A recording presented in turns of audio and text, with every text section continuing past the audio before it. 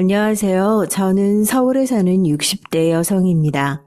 아들 하나, 딸 하나, 그리고 저 이렇게 셋이 함께 살다가 현재는 자식들과 함께 사는 집을 나와서 혼자 살고 있네요. 더 크고 더 좋은 집에 살고 있지만 마음이 좋지는 않아요. 그렇게 된 데에는 다 사연이 있고 말이죠. 오늘은 그런 제 얘기를 한번 해보려고 이곳에 사연을 보내게 됐습니다. 이곳에서 다른 사람들의 사연을 듣기만 했지 제가 보내게 될 날들이 올 거라고는 단 한 번도 생각해 보지 못했는데 저에게도 이런 일이 생겼네요. 그것도 굉장히 슬픈 얘기로 말입니다. 조금 전에 제가 원래 자식들 둘과 함께 살다가 지금은 혼자 살게 됐다고 했잖아요. 좋은 일로 그렇게 됐으면 좋았을 텐데 그러지 못했어요. 본인들이 능력이 되어 독립을 했거나 아니면 결혼을 하게 되어 나가는 건 좋은 일로 독립을 하게 되는 거잖아요. 저는 제 자식들이 있는 집을 나온 겁니다. 그것도 그 자식들이 너무 보기 싫어서 말이죠. 흔히들 부모에게 씻을 수 없는 죄를 저지르는 자식들에게 폐륜하라는 말들을 하잖아요. 저는 저희 자식들에게 그런 말이 붙을 거라고는 단 한 번도, 정말이지 단 한 번도 생각해 본 적이 없었습니다.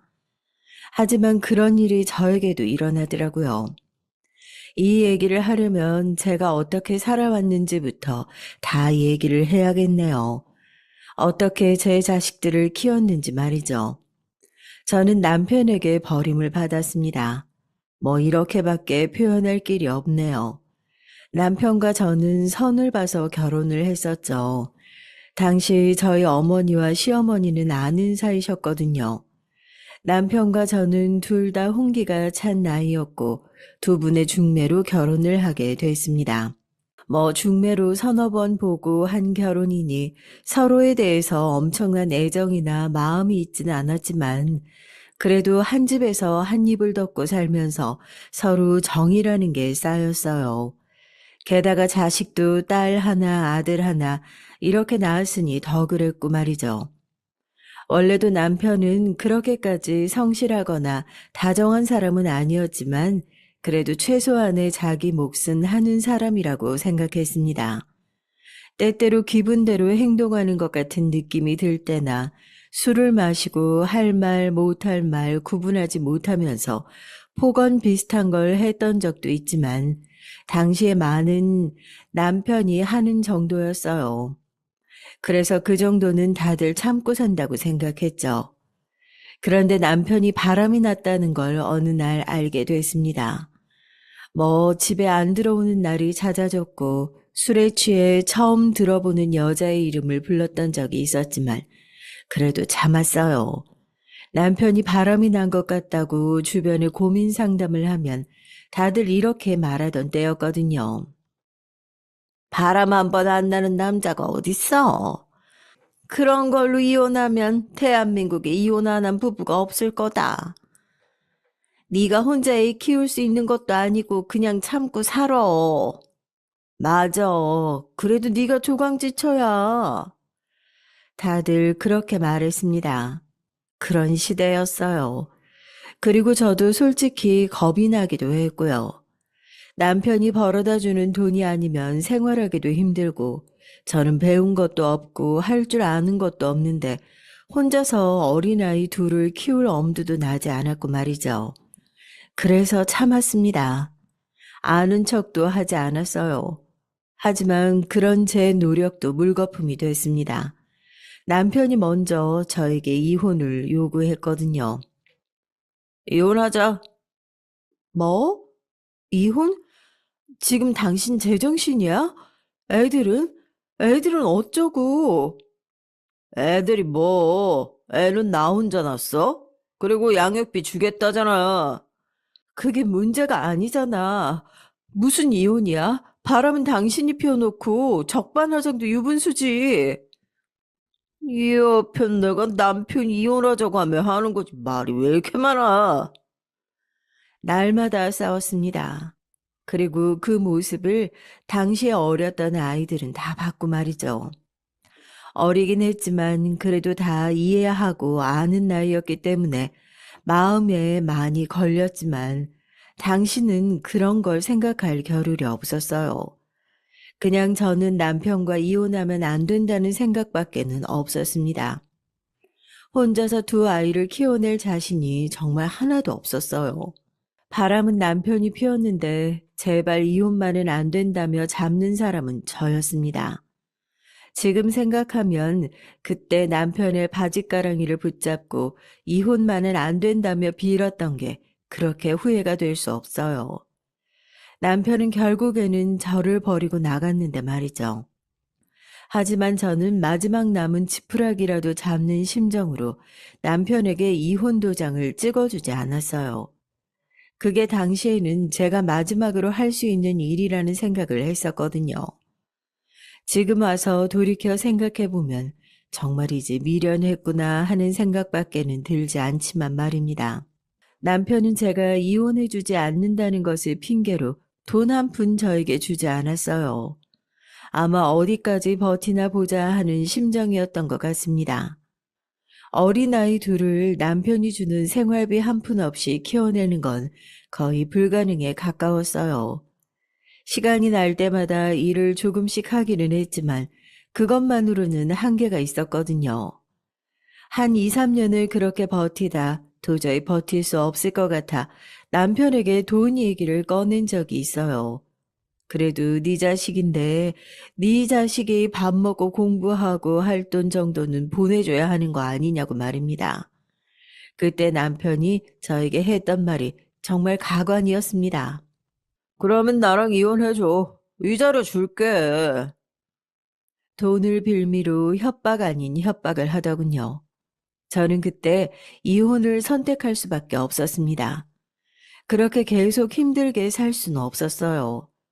당장 제 자식이 배를 골게 생긴 상황에서 할 수 있는 선택은 그것밖에 없었습니다. 남편이 준 돈으로 작은 김밥 가게를 하나 차렸어요. 동네에 아주 작게 말이죠. 겨우 김밥 하나 말 공간과 안에 테이블 2개 정도 둘 수 있는 정도의 가게였죠. 그렇게 저는 얼마 전까지 그 작은 김밥 가게에서 김밥을 말았습니다. 그걸로 아이들을 먹이고 입히고 공부시켰어요. 물론 힘들기만 했던 건 아니었죠. 아이들이 자라오는 것을 보며 행복하기도 했어요. 저는 하루 종일 가게에서 김밥을 말아야 했었기 때문에 아이들을 집에서 하루 종일 보는 엄마는 아니었거든요. 그래서 아이들에게 늘 미안했는데 아이들은 잘 자라주었습니다. 아니, 그랬다고 믿었죠. 딱히 빗나가지도 않았고 공부도 잘했고 좋은 대학도 갔으니까 말이에요. 제 별 볼 일 없는 인생의 유일한 자랑거리였어요. 제 아들과 딸 두 자식 말입니다. 그렇게 아이들은 어느덧 성인이 됐고 또 시집장가 갈 나이가 됐어요. 첫째가 아들이고 둘째가 딸이었거든요.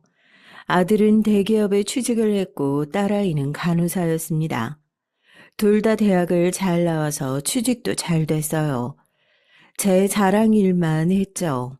물론 지금은 아니지만 말입니다. 사실 저도 아이들이 그렇게 크면서부터는 김밥 장사를 그만해야겠다고 생각하긴 했어요. 사실 식당이 그렇게 작았어도 동네에 소문이 많이 나고 또 김밥 맛집이라고 여기저기 소개가 몇 번 됐던 탓에 손님이 늘 많았기에 이제는 제법 모아둔 돈이 많았지만 그래도 찾아주시는 분들이 너무 감사해서 계속하고 있었던 거였거든요. 그 손님들 덕택에 제가 자식들을 먹이고 입힐 수 있었던 거니까 말입니다. 그런데 나이도 들고 이제는 정말 몸이 힘들다, 쉬고 싶다, 그렇게 생각하고 있을 무렵 아들이 저에게 이런 얘기를 넌지시 하더군요. 어머니, 이제는 김밥집 그만하셔도 되지 않아요? 나도 그러고 싶은데 그래도 단골분들 생각하면 할 수 있는 데까지는 해야 하지 않나 싶다. 그분들 덕에 이만큼 사는 건데. 처음 장사를 정리하는 게 어떻겠냐고 묻는 아들에게 그렇게 대답을 했었던 기억이 있네요. 아들은 어딘가 제 대답이 마음에 들지 않는 듯 보였지만 말입니다. 알고 보니 아들에게 당시에 만나는 여자가 있었더라고요. 그리고 결혼까지 생각하며 진지하게 만나는 중이었고 말입니다.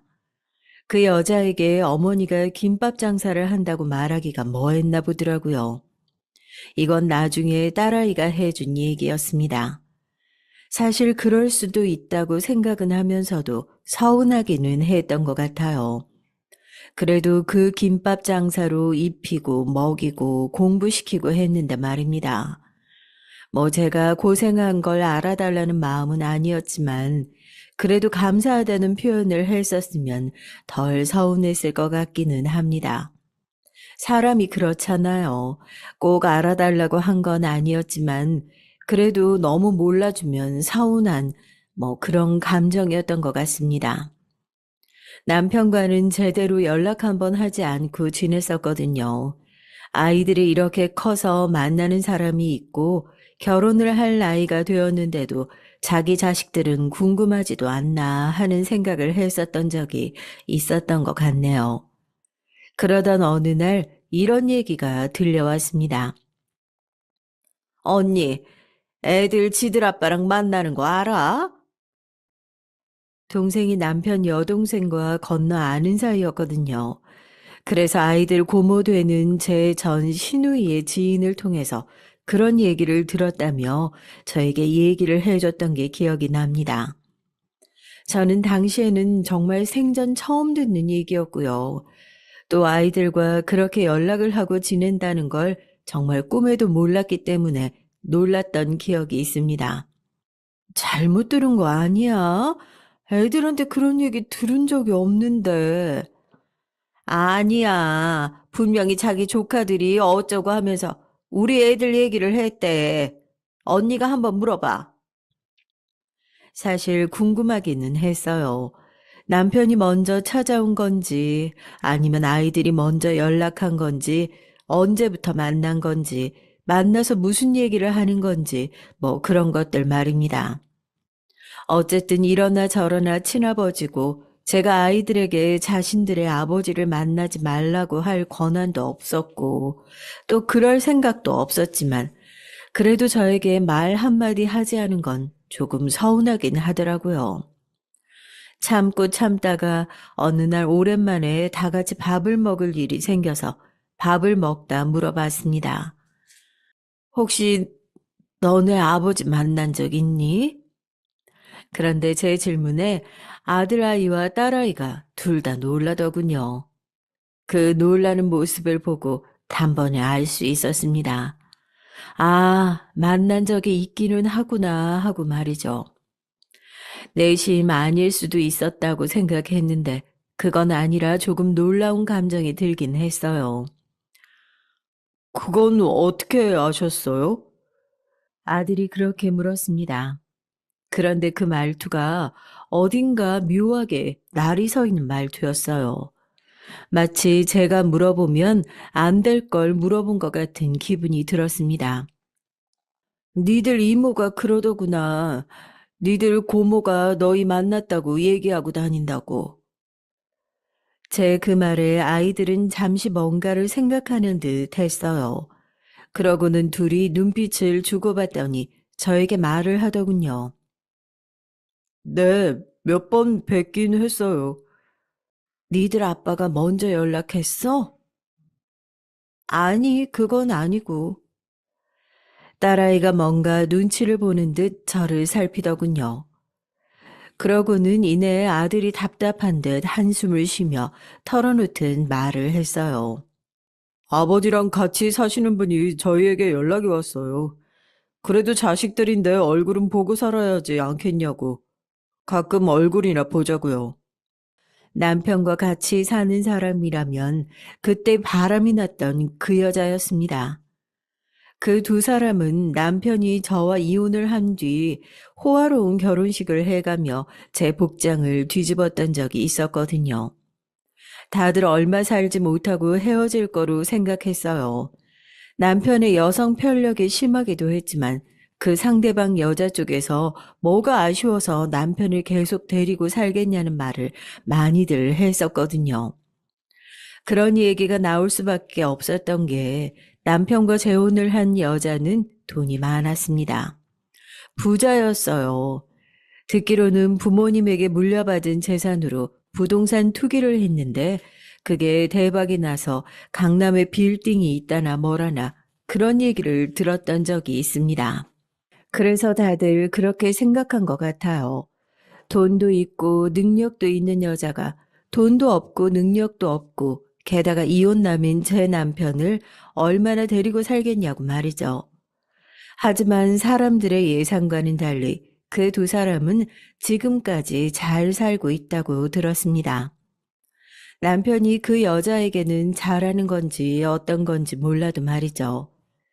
그래서 가끔 자다가 벌떡 일어나질 때가 있었어요.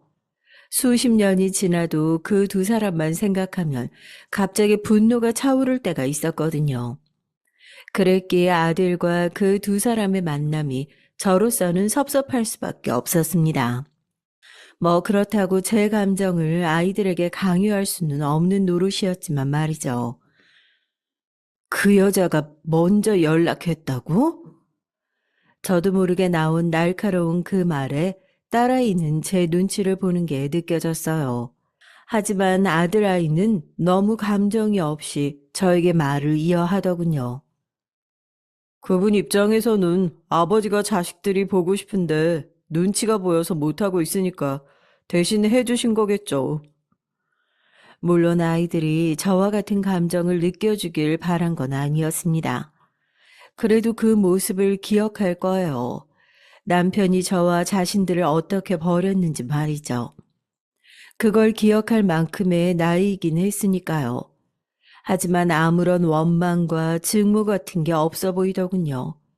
분명히 자라면서는 아버지를 원망하고 있는 말들을 종종 했었는데 말입니다. 아무리 시간이 약이라지만 제 입장에서는 그런 아이들의 반응이 섭섭할 수밖에 없었어요. 섭섭하세요? 아들이 바로 그렇게 묻더군요. 저는 부정하지는 않았습니다. 그런 마음이 들지 않는다면 그건 거짓말이겠지. 하지만 그래도 니들 아버지인데 내가 어떻게 천륜을 끊으라고 하겠니? 그래도 미리 말해줬으면 더 좋았을 거란 생각이 들긴 하는구나. 말하면 엄마가 섭섭해할까 봐 그랬지. 딸아이는 그렇게 말하긴 했지만 말입니다. 그리고 그 뒤로도 아이들과 남편 그리고 그 여자는 종종 만나는 듯 보였어요. 여동생이 저에게 가끔 해주는 얘기를 들어보면 말이죠. 어느 날 여동생이 저에게 이런 말을 하더군요. 애들 설마 돈 때문에 그 여자 만나는 건 아니겠지? 그게 무슨 소리야? 아니, 그렇잖아. 그 둘 사이는 자식도 없고, 또 그 여자는 그 재산 누구한테 물려줄 거야? 물려줄 사람도 없는 것 같던데. 그래서 애들 찾았을 수도 있다는 거고. 여동생의 말에 제가 인상을 팍 썼습니다. 그 사람들은 그럴 수 있어도 우리 애들이 돈 때문에 그럴 애들은 아니야. 적어도 그렇게 키우지는 않았다고 그렇게 생각했던 것 같습니다. 하지만 한번 그런 얘기를 듣게 되고 나니 제 마음에 의심 같은 게 조금씩 자라기 시작했어요. 어느 날은 정말 돈 때문인가, 그것 때문에 그 여자와 남편을 만나는 건가 하는 생각이 들었던 적도 있었습니다. 여동생의 말처럼 그 여자와 남편 사이에는 아이가 없었어요. 가지려고 노력한다는 얘기는 들었던 적이 있었는데 하여튼 끝끝내 생기지 않은 걸로 알고 있었습니다. 그래서 우스갯소리로 그런 인성을 가진 부모에게 자식이 안 찾아간 거다, 이런 얘기를 했던 사람들도 있었고 말이죠. 하지만 그런 생각들을 떨쳐내려 노력했던 것 같아요. 그들은 그런 이유로 우리 애들을 찾았을 수는 있지만 우리 아이들은 절대 아닐 거라는 생각을 했던 것 같습니다. 아니, 하려고 노력했던 것 같아요. 그런데 정말로 믿을 수 없는 얘기를 듣게 됐습니다. 언니, 준선이가 지 여자친구를 그 인간한테 소개를 해줬다는데? 그 여자도 있는 자리에서 언니 준성이 여자친구 소개받은 적 있어? 아니요, 없었습니다. 진지하게 만나고 있는 사람이 있다는 건 알았지만 정식으로 소개를 받은 적은 없었어요. 소개해 줄 때가 되면 알아서 어련히 해주겠거니 그냥 막연히 그렇게만 생각했었습니다. 그리고 저에게 먼저 소개해 줄 거라는 생각을 하지 않은 적이 없어요. 아니, 누구한테 먼저 소개해 줄 거라는 그게 남편과 그 여자일 거라는 건 단 한 번도 상상조차 해본 적이 없었기 때문에 저에게는 너무나도 충격적인 일이었습니다. 처음 얼마간은 믿지 않았던 것 같아요. 설마 그럴 리가 없다고 애들 고모가 괜히 허세 부리는 거라고 그렇게 생각했었습니다. 하지만 시간이 지날수록 그 얘기가 맞다는 걸 알게 됐어요. 아이들의 고모는 아이들에게 여자친구가 있다는 사실도 몰랐을 거 아니에요. 그런데 소개를 받았으니 그런 얘기도 할 수 있는 거였겠죠. 출퇴근 시간이 맞지 않아서 얼굴 보기도 힘든 아이들을 기다렸다가 다 같이 얘기를 나누는 시간을 가졌습니다. 그리고 그곳에서 나눈 대화들은 아마 제가 죽을 때까지 잊지 못할 거예요. 정말 가슴에 대못이 박힌다는 게, 그리고 그것 때문에 죽고 싶다는 게 어떤 의미인지 그날 확실하게 알게 됐거든요. 너 여자친구를 네 아빠랑 그 여자한테 소개했다는 게 정말이야? 제 그 질문에는 아들은 한동안 말을 하지 않더군요. 본인도 그건 잘못된 행동이라는 걸 알고 있는 건지 아니면 양심에 찔리는 건지 몰라도 말입니다. 하지만 잠시 고민하더니 말을 줄줄 하기 시작했어요. 저는 제 아들이 그렇게 말을 잘하는 애인 줄은 그날 처음 알았습니다. 평소에는 먼저 말을 걸지 않으면 입도 뻥끗하지 않는 아이거든요. 네, 네라고? 나한테는 아직 소개도 안 해줬잖니? 아들의 그 당당한 대답에 제가 너무 어이가 없어서 그렇게 되물었어요. 하지만 아들은 뻔뻔하게 나가기로 결심한 듯 계속해서 그런 말을 내뱉었습니다. 어머니의 섭섭한 감정을 저희에게까지 강요하실 수는 없다고 생각해요. 그 말을 듣는데 정말 심장이 쿵 하고 내려앉는 것 같은 기분이 들더군요. 강요를 하는 게 아니라 나한테 먼저 소개를 해줘야 하지 않았냐는 얘기야. 순서가 뭐가 중요한지 모르겠어요. 아버지와 그분이 먼저 제가 만나는 여자친구가 있다는 걸 아시고 소개해달라고 얘기하셔서 한 것뿐이에요. 정말 대수롭지 않게 아무 일도 아닌 양 그렇게 얘기하는 모습에 얘가 내 배 아파 낳은 내 아들 맞나 하는 생각이 들 지경이었습니다. 섭섭하고 서운한 감정을 넘어 어딘가 기분이 이상하다는 생각까지 들 지경이었으니까 말이죠. 결혼할 여자면 그래도 시어머니가 될 나한테 먼저 소개를 해주는 게 맞지 않니? 봐도 나를 더 볼 테고. 내가 너랑 같이 사는 엄마인데. 제 그 얘기에 아들이 잠시 뭔가를 생각하는 듯 하더군요. 그리고 미간에 주름이 잡혔습니다. 인상을 쓰고 심호흡하는 그 순간에 저는 굉장히 긴장했던 것 같아요. 그 입에서 또 무슨 말이 나올지 겁이 났거든요. 그리고 그 불안함은 실제가 됐습니다. 제 여자친구 집이 잘 살아요. 솔직히 어머니 하시는 일 여자친구한테 말 못했어요. 뭐?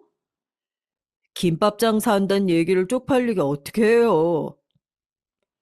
설사 그런 생각을 어렸을 때 한 적은 있을지 몰라도 다 큰 지금은 저에게 감사할 거라고 그렇게 생고생해서 자신들을 먹이고 입히고 명문대까지 보내준 저에게 고마워하는 마음이 클 거라고 그렇게 생각했었습니다.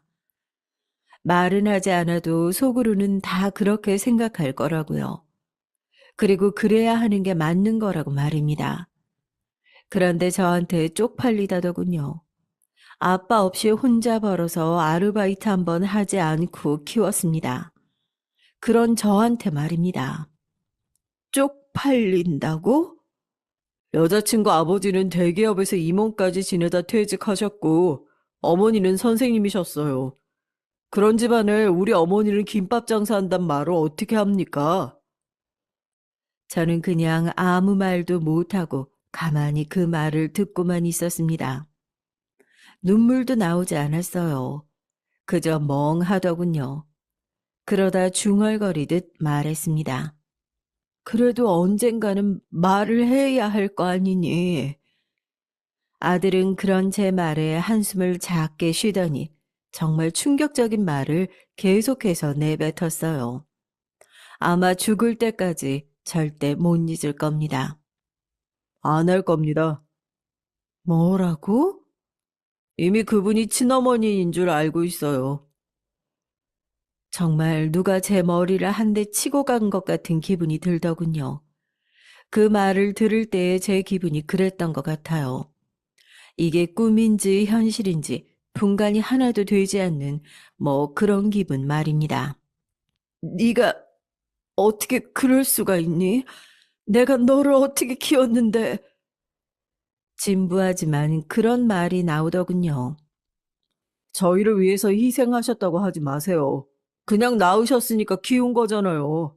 다들 하는 부모 노릇에 그렇게 큰 의미 두지 마세요. 부담스러우니까. 알아달라고 한 적은 없지만 그래도 이렇게까지 이 정도로 몰라줄 줄은 단 한 번도 생각해 보지 못했었습니다. 저는 정말 놀라서 심장이 다 떨렸었거든요. 조심스럽게 딸아이에게 시선을 돌렸지만 딸아이도 같은 생각인지 제 눈을 피하더군요. 저는 그분을 어머니라 생각하고 살기로 했어요. 단 한 번 보고 어떻게 그럴 수 있는 건지, 정말 돈이 그렇게 중요한 건지, 돈 앞에서는 부모도 이렇게 쉽게 버릴 수 있는 건지 궁금했습니다. 이게 다 돈 때문이냐? 그 여자는 부자고 나는 가난해서? 어머니, 요즘 같은 세상에 가난은 죄예요. 어디 가서 제가 우리 어머니가 김밥을 팔아서 나 대학 공부 다 시켜줬다 그러면 저한테 시집올 여자가 세상 천지에 어디 있겠어요. 그러니까 어머니가 정말 자식들을 아끼고 생각하시면 그냥 이대로 모른 척 살아요. 인연을 끊자는 말을 하더군요. 저는 그 부자라는 그분을 어머니로 여기며 살 테니까요. 하고 싶은 말도 많았고 한 대 때리기라도 했어야 하는 건데 저는 아무 말도 아무 행동도 할 수 없었습니다. 그만큼 그 상황이 저에게는 너무나 충격적이었어요. 그 어떤 행동도 할 수 없을 정도로 말입니다. 이미 그년한테 어머니 하고 다니면서 같이 밥도 먹고 엄청 친하게 지낸다고 하더라고. 그 새끼 그거 진짜 천벌 받을 거야. 어디 자기를 그렇게 키워준 엄마한테 그런 막대 먹은 소리를 해. 폐륜이 이거지 다른 게 아니고. 아들에게 그런 얘기까지 듣고 동생에게 그런 말까지 전해 들었지만 저는 도저히 이 상황을 믿을 수가 없었어요. 사실 믿고 싶지도 않았고요. 그래서 제 눈으로 확인해야겠다는 생각이 들었습니다. 여동생을 통해 수소문해서 제 자식들과 남편과 그리고 그 여자가 만나는 자리에 몰래 갔어요. 그리고 그들의 대화를 들었습니다. 어머니, 늘 감사합니다. 나한테 뭐 감사해. 이렇게 늦게 내 자식이 되어준다는 것 자체가 고맙지. 나이 드니까 외로워서 자식들 생각났었는데 이렇게 자주 찾아와주고 어찌나 고마운지 모른다. 아니에요. 자식으로서 해야 할 노릇인 거죠, 뭐. 그렇게 말해주니 정말 고맙구나. 이제라도 우리 가족처럼 잘 지내보자. 화기애애한 그들의 대화를 듣고 있자니 분노가 차오르지도 않았어요. 그저 슬펐습니다. 내가 저런 자식들을 그래도 내 자식이라고 나 먹는 건 아까워해도 자식들 입에는 하나라도 더 넣어주고 몇십 년을 새벽같이 김밥을 말러 나가고 그랬나. 그러면 지금까지 내 인생은 뭐였나 하는 생각이 들더군요. 그날 멍하게 집으로 돌아왔습니다. 그들 사이에 낄 생각도 들지 않았어요. 그냥 나만 사라지면 되는구나. 내가 불청객이구나 하는 생각이 온 머릿속을 지배해서 죽고 싶다는 생각이 들었습니다. 그러다 집에 와서 문득 이런 생각이 들더라고요. 여태 하고 싶은 것도 먹고 싶은 것도 다 참아가며 살았는데 너무 억울하네. 그 순간 여태 못하며 살았던 걸 해보고 죽어야겠다는 생각이 들더군요. 이렇게 죽겠다는 생각으로 우울해하면 제가 제일 억울하고 손해잖아요. 그래서 제일 먼저 짐을 쌌습니다. 그 자식 같지도 않은 새끼들 얼굴도 보고 싶지 않았어요. 그리고 식탁 위에 편지 하나를 남겼습니다. 이런 내용이었어요. 이 집은 내 명의로 돼 있으니 둘 다 짐을 빼라. 오늘 부동산에 이 집을 내놓을 계획이니까 니들은 이제부터 각자 알아서 살도록 해. 김밥 장사하는 가난한 엄마 싫다면서 이 집에 얹혀 사는 그런 선택은 하지 않을 거라 생각한다. 그런 내용의 편지를 말이죠. 그리고 저는 집을 나와서 여동생의 집으로 갔습니다. 여동생은 남편과 사별하고 아이들은 독립시키고 혼자 살고 있었거든요. 그리고 아들과 딸에게 연락이 왔어요. 이렇게 갑자기 나가라고 하면 어떻게 하냐는 연락이었습니다. 기가 차더라고요. 왜? 가난한 엄마는 엄마 취급도 안 해준다고 하더니 얹혀 살고는 싶니? 그렇게 부모님으로 여기고 살고 싶은 그 집으로 가든지 해. 나는 이제 니들을 위해서 단 하나의 무엇도 하지 않을 생각이니까 조만간 집 비워라. 이렇게까지 하셔야겠어요? 그걸 지금 네가 할 말이라고 하는 거니? 너는 어디까지 뻔뻔하니 대체? 제 통화를 옆에서 답답한 듯 듣고 있던 여동생이 휴대폰을 뺏어서 개새끼 소새끼 하면서 욕을 해댔습니다. 네가 무슨 염치로 그 집에서 살겠다고 하는 거며 그렇게 부자 엄마 타령할 거면 왜 가난한 엄마 등쳐먹고 살 생각을 하냐. 내가 대자보를 붙이겠다. 너희 회사랑 네 여자친구 찾아가서 누가 잘못한 건지 잘잘못을 한번 따져보자. 그 소리까지 나오고서야 아들은 꼬리를 내렸습니다. 곧 집을 구해서 나갈 거라고 말이죠. 사실 아이들에게 말하지 않은 게 하나 있었어요. 언젠가 깜짝 선물처럼 주고 싶은 거였습니다. 앞서 이야기했듯 제가 김밥 장사로 돈을 꽤 벌었거든요. 아이들은 그저 장사가 조금 잘 되는 가게라고 생각했지만 생각보다 더 잘 되는 가게였습니다. 그 자식들은 아직 모르지? 언니가 지들 주려고 강남에 아파트 2채 사놓은 거. 이렇게 되고 보니 몰랐던 게 나았던 걸까 싶다. 네, 저는 강남에 좋은 아파트 2채를 미리 사놨었어요. 아이들이 결혼할 나이가 다가오니 신혼집으로 그리고 유산으로 한 채씩 줄 생각으로 말입니다. 그리고 혹시나 아이들이 엄마가 너무 고생한다고 생각하고 미안해할까봐 비밀로 했었는데 그럴 아이들이 전혀 아니었다는 것을 이번에 알게 됐고요. 그 아파트를 팔아 동생과 제가 살 집을 따로 구하고 판돈으로 동생과 둘이 함께 못 가본 곳 그리고 못 먹어본 음식들을 먹으러 다니며 살아야겠다는 생각이 들더라고요. 그렇게 생각을 하니 오히려 홀가분한 기분이 들기도 했습니다. 그리고 얼마 뒤 그 집에서 아들아이와 딸아이가 모두 나갔다는 소식을 전해 들었어요. 듣기로는 둘 다 원룸 같은 작은 집을 구해서 나간 것 같더라고요. 아마 거기서 몇 년간 살다 보면 자기들이 그렇게 받들어 모시는 부자 엄마가 한 재산 떼어줄 걸로 생각했겠죠. 그런데 한 가지 의문이 들었습니다.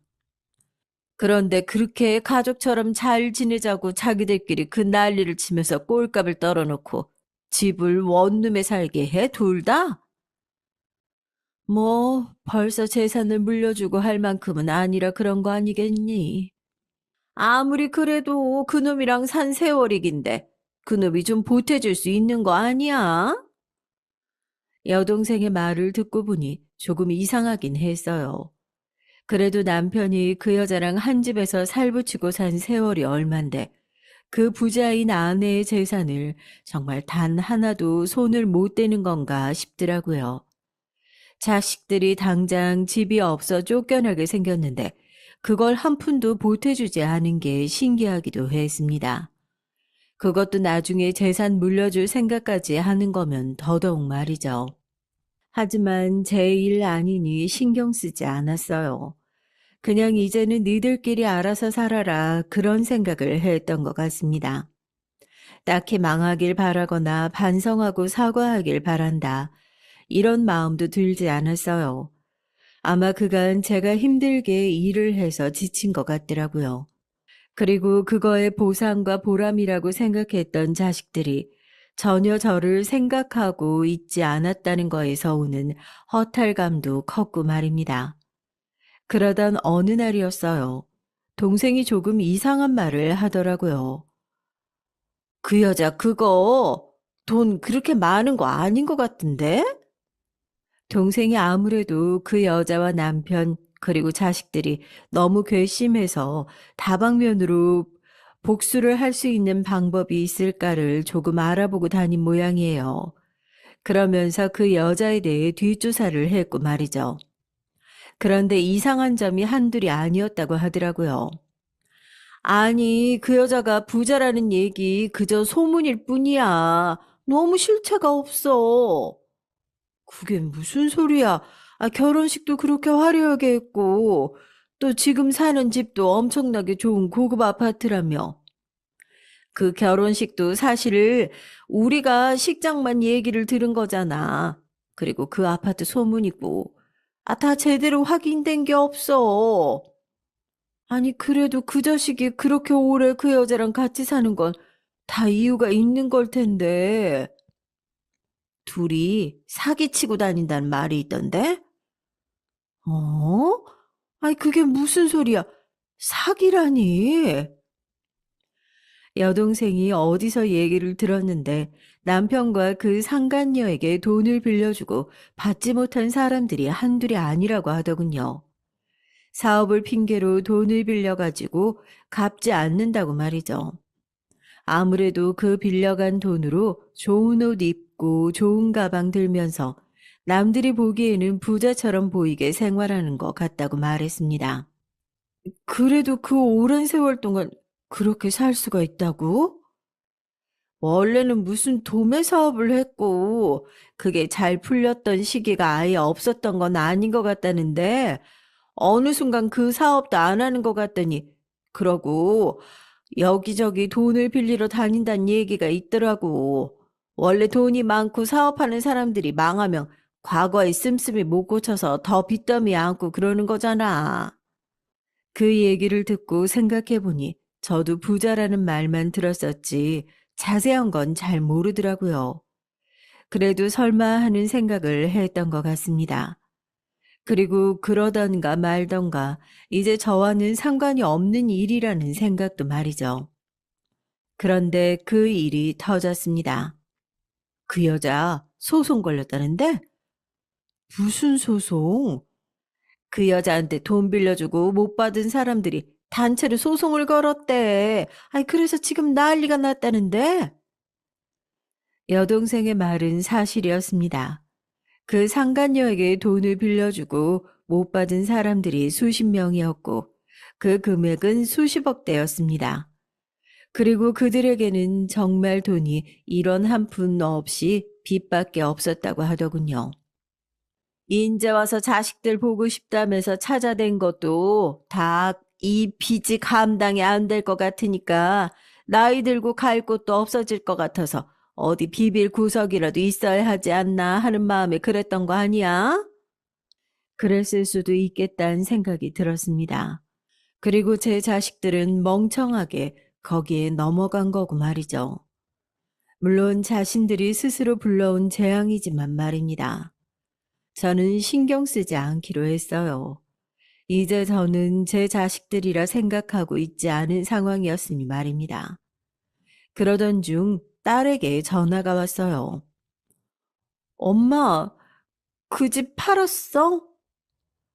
원래 저희가 살던 그 집을 팔았냐며 묻는 전화였습니다. 그거에 네가 왜 궁금한데? 아니, 오늘 거기 가봤는데 다른 사람들이 살고 있어서. 어, 진작 팔았어. 그러면 우리는 이제 어디서 살아? 어이가 없더군요. 어디서 사냐니. 제가 기가 막혀서 웃으니까 딸아이는 본인이 생각해도 본인이 한 말이 민망하긴 한 것 같았습니다. 아마 아들이 전화를 하라고 해서 한 걸 거예요. 그리고 그렇게 느껴지기도 했고 말이죠. 이제 니들은 니들이 알아서 니들 인생 살아. 엄마가 무슨 희생이냐며. 나는 앞으로 니들한테 아무것도 안 할 거다. 그만큼 해줬으면 부모 노릇은 충분히 했고. 그럼에도 버림받은 건 니들이 아니라 나라는 걸 절대 잊지 마라. 그리고 이런 문제로 다시는 연락하지 말거라. 그리고 전화를 끊었습니다.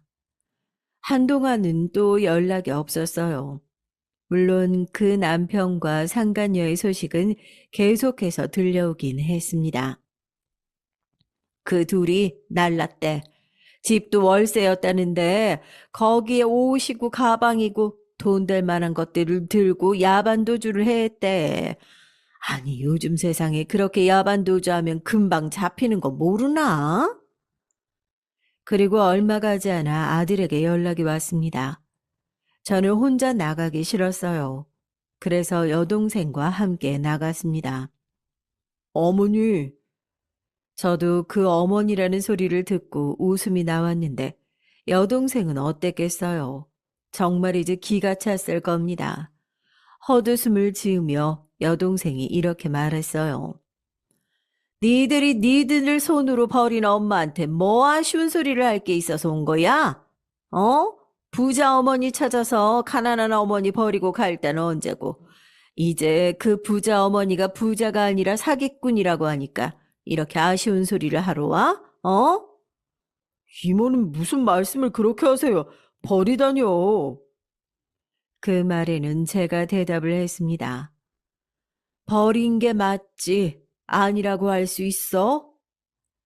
제가 그렇게 얘기를 하니 아들이 입을 딱 다물더군요.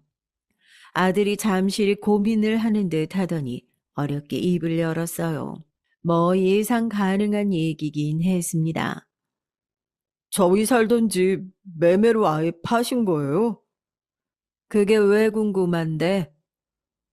아니, 저희가 언제까지 이렇게 밖에서 살 수도 없고. 왜 언제까지 살 수가 없어? 나한테 이제 독립하겠다 한 거 아니었어? 더 이상 물려받을 재산이 없다고 생각하니 지금 나가는 월세도 아까운 모양이더라고요. 그래서 다시 그 집에서 같이 살자는 말을 하러 온 것 같았습니다. 참 열길 물속은 알아도 한길 사람 속은 모른다더니 내가 낳은 내 자식의 속을 그 정도로 그렇게까지 모를 수 있을 거라고는 생각도 못 해봤는데 제가 몰라도 너무 모르긴 했더라고요. 그런 인간들일 줄 상상도 못 했는데 말입니다. 돈 때문에 찾아온 거 맞구만. 돈 때문에 평생 고생하며 김밥 말아서 그 어려운 형편에도 아르바이트 한 번 안 하고 학교 졸업하고 취직해놓고서는 부자 새엄마 홀랑 쫓아갔던 놈 보면서 내가 뭘 기대했겠어. 혹시나 무릎 꿇고 빌려나 했다. 여동생이 하는 말이 격하긴 했지만 여동생이 하는 모든 말이 맞는 말이었기에 아들은 아무 말도 하지 못했습니다. 뭐 죄송하다고 해도 받아줄 생각도 또 나는 이제 더 이상 니들이랑 살 생각도 없으니까 니들 인생은 니들이 알아서 살아. 니들 주려고 했던 것도 이제 다 정리해서 나는 그걸로 내 동생이랑 만난 거 사 먹으러 여기저기 다니면서 남은 생 살을 거니까. 순간 제 말에 아들의 눈이 동그랗게 커졌습니다. 아마 니들 주려고 했던 거라는 말이 귀에 확 꽂힌 거겠죠. 니들 주려고 했던 거라니요? 그 집 말고 어머니한테 다른 재산이 있으셨어요?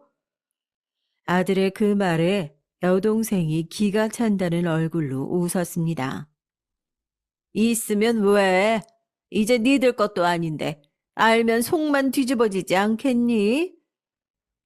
아니, 어머니한테 재산이 뭐가 있으시다고? 그 김밥집이 그냥 김밥집이 아니었어. 엄청났다고. 니들 엄마가 왜 그렇게 바빴는지 니들은 궁금하지도 않았지? 아들은 무슨 소리를 하냐는 듯 자신의 이모를 가만히 바라봤고 동생은 그런 아들아이를 보다가 네가 뭘 잃은 건지 아냐는 투로 말을 하기 시작했습니다.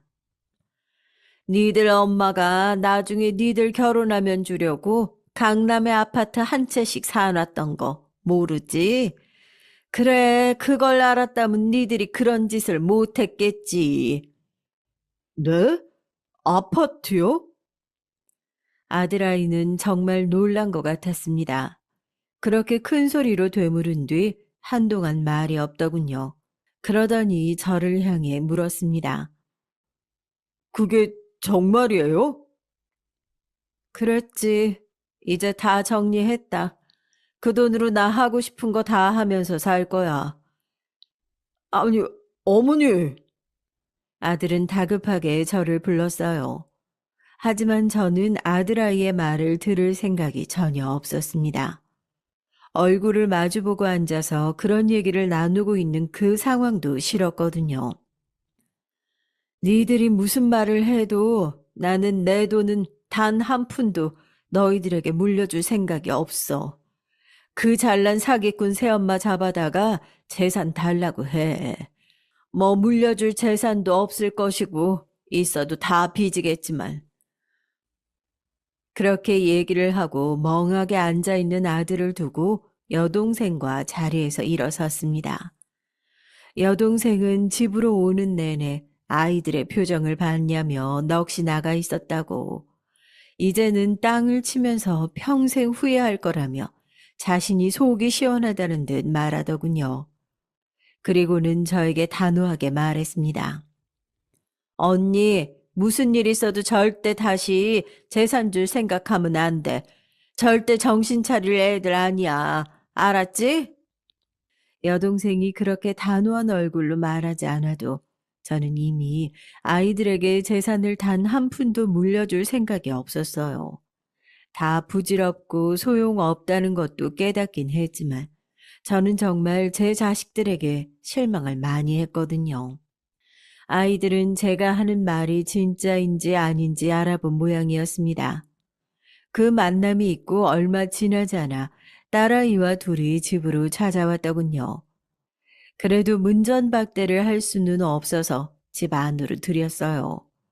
아들아이와 딸아이는 집으로 들어오자마자 저에게 무릎을 꿇었습니다. 어머니, 정말 죄송합니다. 엄마, 내가 정말 미안해. 내가 다 잘못했어. 한 번만 용서해줘. 그럴 줄 알고 있긴 했지만 막상 진짜로 아이들이 저에게 무릎을 꿇고 사과하는 모습을 보는 게 기분이 썩 좋지만은 않았어요. 아무리 이제는 원망하고 정이 많이 떨어졌다고 한들 그래도 제 배 아파 낳은 제 자식들이었죠. 저 아이들을 잘 키우는 게 제 인생의 목표였고 또 제 모든 것이었습니다. 복수 비슷한 걸 했다고 마냥 기뻐할 수만은 없었어요. 뭐 그런 기분이 들지도 않았고 말입니다. 니들 진짜 뻔뻔하다. 이렇게 노골적으로 돈 때문에 사과한다는 걸 광고하면서 무릎을 꿇어? 그게 아니고 이런 상황에서 그게 아니라고 하면 누가 믿어? 부자 어머니 좋다고 하면서 고생고생해서 지들 키운 엄마 버리고 갈 때는 언제고 그 부자 엄마가 사기꾼이고 사실 진짜 엄마가 부자라고 하니까 바로 무릎 꿇는 거 니들이 생각하기에도 너무 속보여서 부끄럽지 않니? 아이들은 여동생의 말에 아무 말도 하지 않았습니다.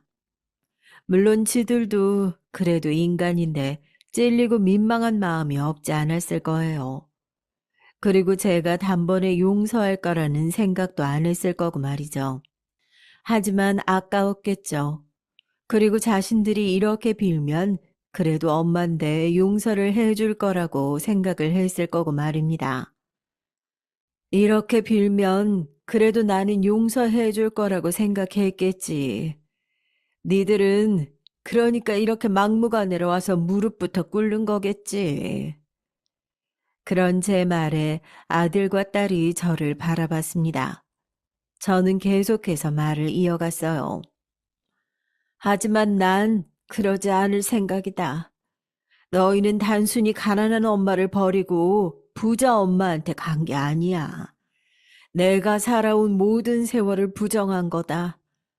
나는 너희를 위해서 그렇게 열심히 일하고 또 내 인생의 전부가 너희였는데 니들이 표현은 안 해도 속으로 감사해야 할 거라고 나를 정말 사랑할 거로 생각했는데 그게 그깟 돈 몇 푼에 그렇게 쉽게 버려질 수 있다는 거에 나는 너무 큰 충격을 받았고 죽고 싶다는 생각까지 했었어.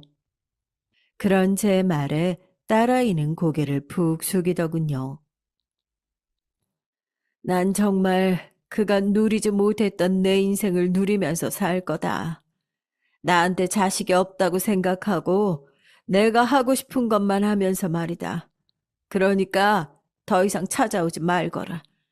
난 정말로 니들에게 안 줄 거야. 그리고 안 보고 살 거야. 그렇게까지 얘기했지만 두 아이는 포기하지 않았어요. 아마 그 돈이 아주 아깝기는 했을 겁니다. 강남의 아파트면 본인들이 평생 버는 돈으로는 살 수 없는 집이었을 테니 말이죠. 그리고 아들은 지금 여자친구와 헤어질 위기라며 거의 빌기까지 하더군요. 너무 배신감이 컸기에 그런 건지 몰라도 아이들이 그렇게 비는데도 마음을 돌리고 싶지 않았어요. 그렇게 힘들게 번 돈을 애들한테 주는 게 아까워지더라고요.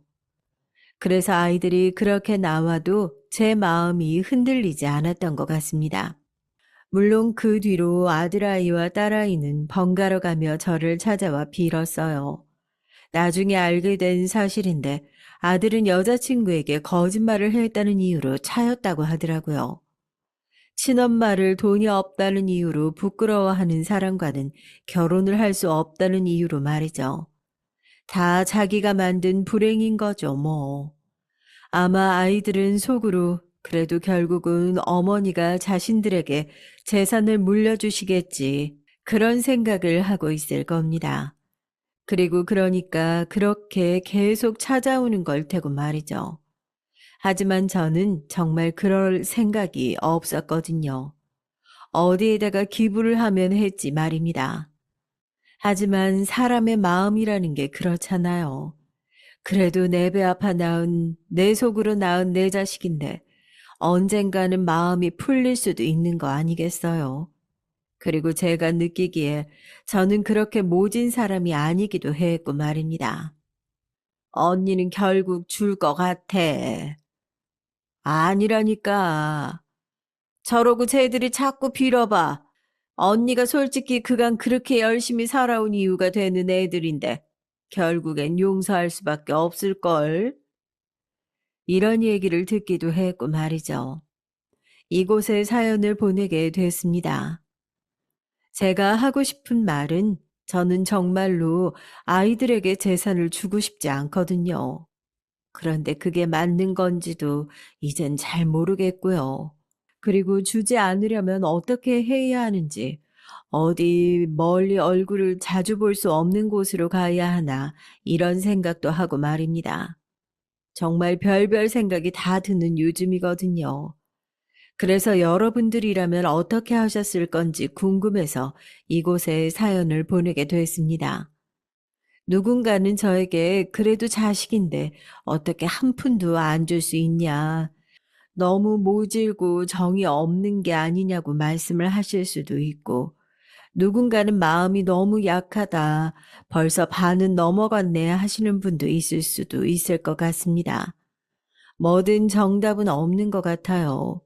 누군가의 말을 보고 제가 딱 결정을 할 건 아니지만 그래도 되도록 많은 분의 의견을 들어보고 싶어요.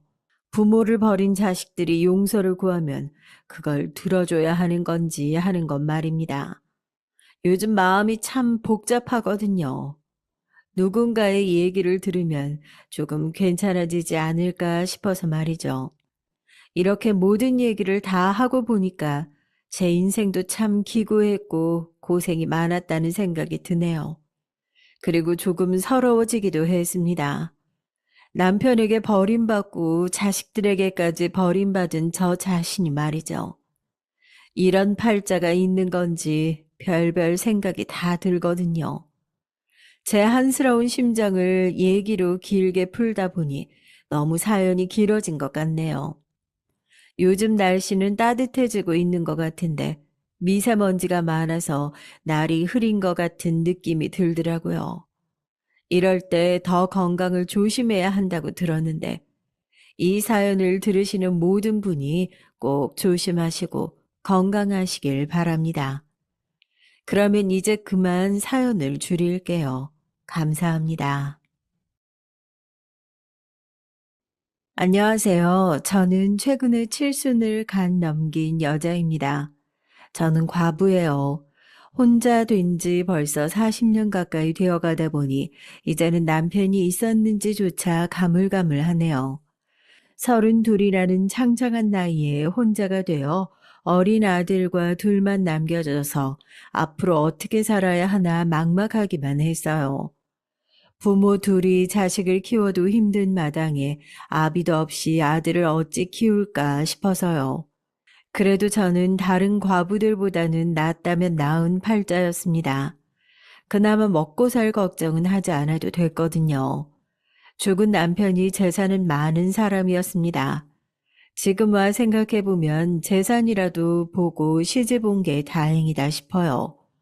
돈이라도 없었으면 어땠을지 생각만 해도 끔찍합니다. 저와 남편은 동네 아는 분 중매로 만나 결혼을 했어요. 듣기로는 부잣집 외동아들이라는 말만 듣고 시집을 갔는데 시집을 오니 남편이 몸이 많이 약하더라고요. 저희 친정 부모님께서는 비리비리한 남편을 보고 남자 구실이나 제대로 하겠냐고 걱정하실 정도였습니다. 어린 나이에 아무것도 모르는 상태로 시집을 갔으니 남자 구실이 어떻고 하는 건 잘 몰랐어요.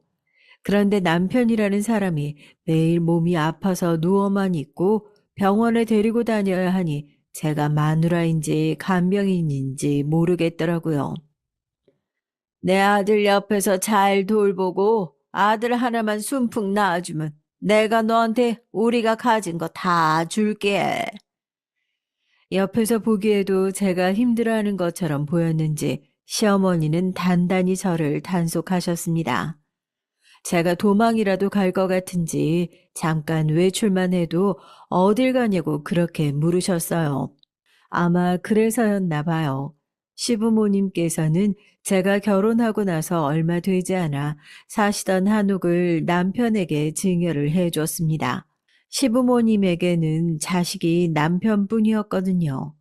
그뿐만이 아니었습니다. 제가 아들을 낳고 나니 땅도 주고 밭도 주고 있는 재산을 다 남편에게 줬어요. 아들이 딱 5살이 되던 해였죠. 그 해에 남편이 죽었습니다. 저는 그 이후 시부모님이 돌아가실 때까지 아들 하나만 바라보며 그 큰 한옥에서 하루하루 버티며 살아야 했어요. 사실 남편이 죽고 나서 아들을 데리고 친정으로 다시 돌아가고 싶었습니다. 그런데 그 시대에는 결혼한 여자를 출가 외인이라고 해서 한 번 시집을 가면 시댁에 뼈를 묻어야 한다고 생각했거든요. 저는 너무 답답했습니다. 젊은 나이에 남편도 없이 혼자 이 넓은 집에 갇혀 있다는 사실이 너무 견디기 힘들었어요. 그래서 뭐라도 배워볼까 싶었습니다.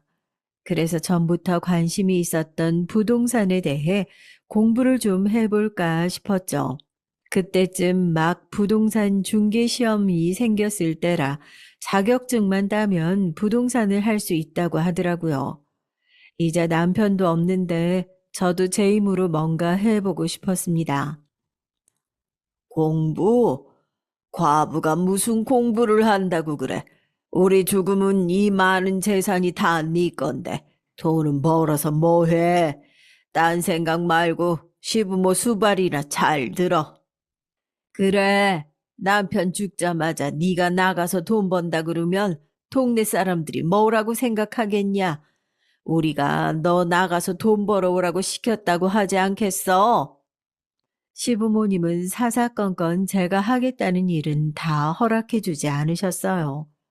그러고는 쓸데없는 생각하지 말고 애나 잘 키우고 시부모님 잘 모실 생각이나 하라고 하셨죠. 그렇지 않으면 재산이고 뭐고 없을 줄 알려는 시기였습니다. 저는 시부모님이 돌아가실 때까지는 제 인생이라고는 없이 살았어요. 남편 병수발도 모자라 시부모 병수발까지 하고 나니 제 나이는 이미 50이 넘었더라고요. 시부모님은 약속하신 대로 모든 재산은 저에게 다 물려주셨습니다. 저는 그때부터인가 진짜 제 인생이라고 생각했어요. 그래서 저는 50이 넘어 공인중개사 시험을 보고 자격증까지 취득했습니다. 젊은 사람들도 따기 힘들다는 자격증까지 따고 나니 욕심이 나더라고요. 저는 시부모님께 물려받은 건물에 부동산을 내고 열심히 일을 했습니다. 일찌감치 과부가 됐을 때 주변에서는 다들 제게 박복한 팔자라고 했어요.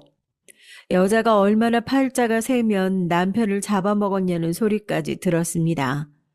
거기다가 시부모님 시집살이까지 하기야 했지만 지금 와 생각해보면 바짝 20년 고생해서 노후 준비까지 해놓고 소일거리로 할 수 있는 직업까지 생겼으니 꼭 그렇게 나쁜 인생만은 아니다 싶었죠.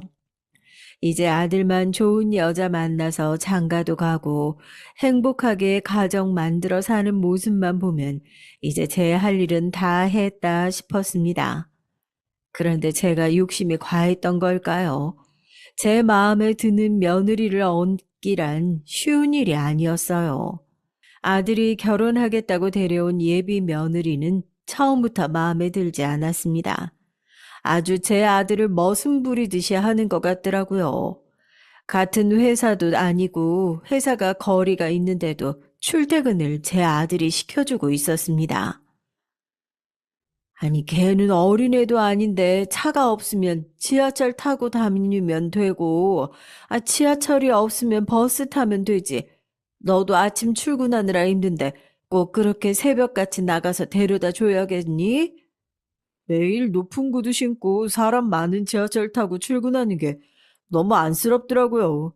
그리고 매일 보고 싶기도 하고요. 제가 좋아서 하는 일이니까 괜히 우리 초롱이 미워하지 마세요. 말해봐야 뭐 하겠습니까? 제 입만 아프죠. 이미 콩깍지가 제대로 씌워진 아들은 여자친구에게 푹 빠져 있었습니다. 매일 출퇴근 시켜주는 건 둘째치고 여자친구가 먹고 싶다면 새벽에도 나가서 사다 주고 오는 것 같더라고요. 제 아들이지만 결혼하면 딱 팔불출 예약이다 싶었죠. 저는 아들 여자친구가 궁금했어요. 얼마나 괜찮은 아이면 아들이 저렇게 좋아하나 싶었죠. 그런데 아들 말이 여자친구가 아직은 부담스럽다고 했다네요. 제가 지금 당장 결혼을 하라는 것도 아니고 그냥 얼굴이나 한번 보고 밥이나 먹자는 거였는데 부담스럽다니 저는 티를 안 내려고 해도 기분이 상했습니다. 저는 아들에게 같이 밥 한 번 먹기 비싸다고 농담을 하고 넘어갔죠. 그런데 얼마 되지 않아 밥 한 번 먹기 힘든 그 대단하신 분을 만났습니다. 아주 둘이 좋아 죽더니만 결국 사고를 쳤더군요. 애가 생겼다면서 결혼하겠다고 여자친구를 데려왔더라고요. 몸은 괜찮니? 입덧이나 어디 안 좋은 데는 없고? 입덧만 하면 다행이게요. 온 몸이 축 처지고 잠도 쏟아지는 게 손 하나 까딱하기가 싫어요. 아무것도 먹고 싶지도 않고요. 아이고, 그래. 출퇴근하기도 힘들겠구나. 일은 임신 사실 알자마자 그만뒀어요. 조금만 냄새나도 바로 화장실로 뛰어가야 하는데 일을 할 수가 있어야죠. 며느리는 공항 면세점에서 판매직 일을 했습니다. 그런데 임신하고 나서 몸도 힘든데 손님까지 상대하려니 너무 힘들어서 일을 그만뒀다고 하더라고요. 그때까지만 해도 그럴 수 있다 싶었습니다. 사실 아들 가진 엄마 입장에서는 너무 미안했어요. 제 아들이 칠칠치 못해서 계획도 없이 임신을 시키는 바람에 결혼도 전에 지금까지 해오던 일까지 그만둬야 하니 얼마나 속상할까 싶어서요. 그런데 예비 며느리는 다 계획이 있었더라고요. 일을 그만두자마자 이미 제 아들에게 생활비를 받고 있었어요. 제가 어떻게 알았냐고요? 결혼 준비하는데 신혼여행이든 웨딩 사진이든 계약을 하러 갈 때마다 너무 당연하게 다 제 아들이 결제를 하고 있더라고요. 아니, 신혼여행이랑 사진 같은 건 반반씩 해야 하는 거 아니니? 주변에서들 다들 그러던데 내가 잘못 알고 있나? 이제 가족인데 그런 걸 뭐하러 따져. 내가 가장인데 다 내가 알아서 해야지. 제가 너무 계산적인 걸까요? 아들은 어차피 결혼할 사이고 부부가 될 사이인데 누구 돈으로 하면 어떠냐고 하더라고요. 물론 여유가 있는 사람이 더 하는 게 맞기야 하죠. 그래도 며느리네 친정에서도 명색이 딸을 시집 보내는데 이렇게 아무런 준비도 없이 보내는 게 맞나 싶더라고요.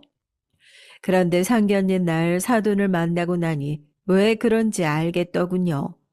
사돈은 제 아들과 며느리의 혼사가 마음에 안 드는 눈치였습니다. 멀리서 오시느라 시장하시죠? 식사부터 달라고 할까요?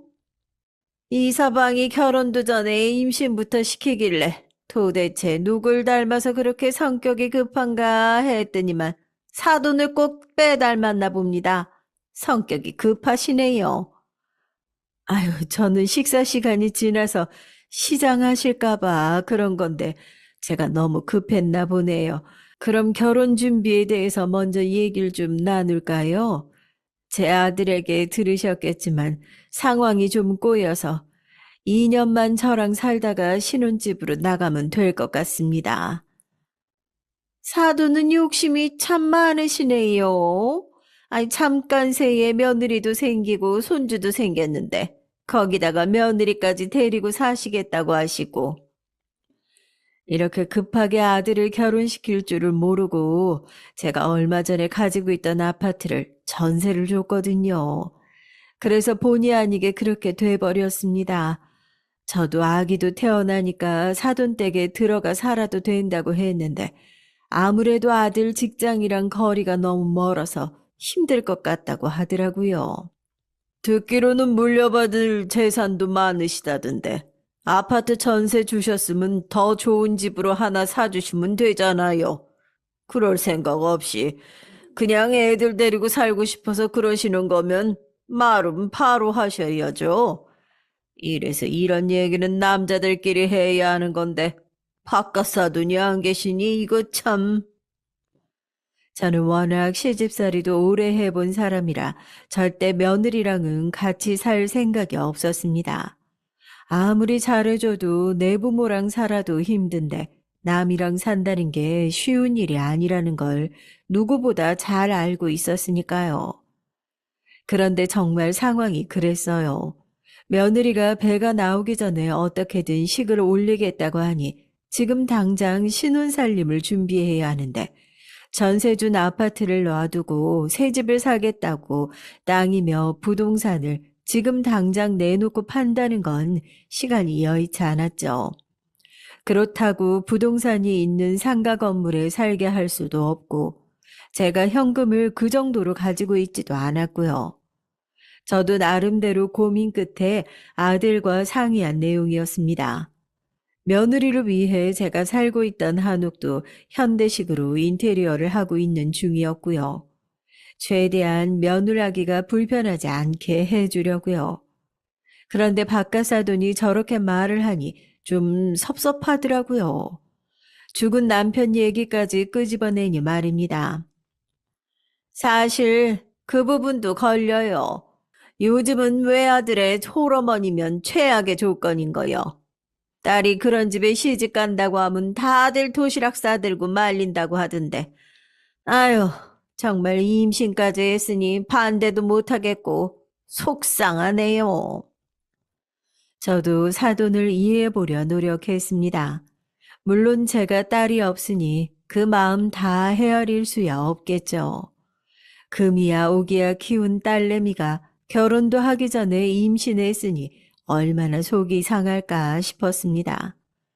결혼 준비는 내내 살림이며 모든 준비를 저희 쪽에서 다 했어요. 정말 수저 그릇 하나까지도요. 그런데 저와 제 아들이 마치 죄인이 된 것 같더군요. 그래서 저는 참다 못해 한마디 했습니다. 제 아들이 따님을 납치라도 했습니까? 이게 다 두 사람이 서로 좋아서 벌어진 일이고 두 집안 사이의 경사인데 그렇게까지 걱정하실 건 뭐 있어요. 말씀하신 대로 저희한테 아들 딱 하나뿐입니다.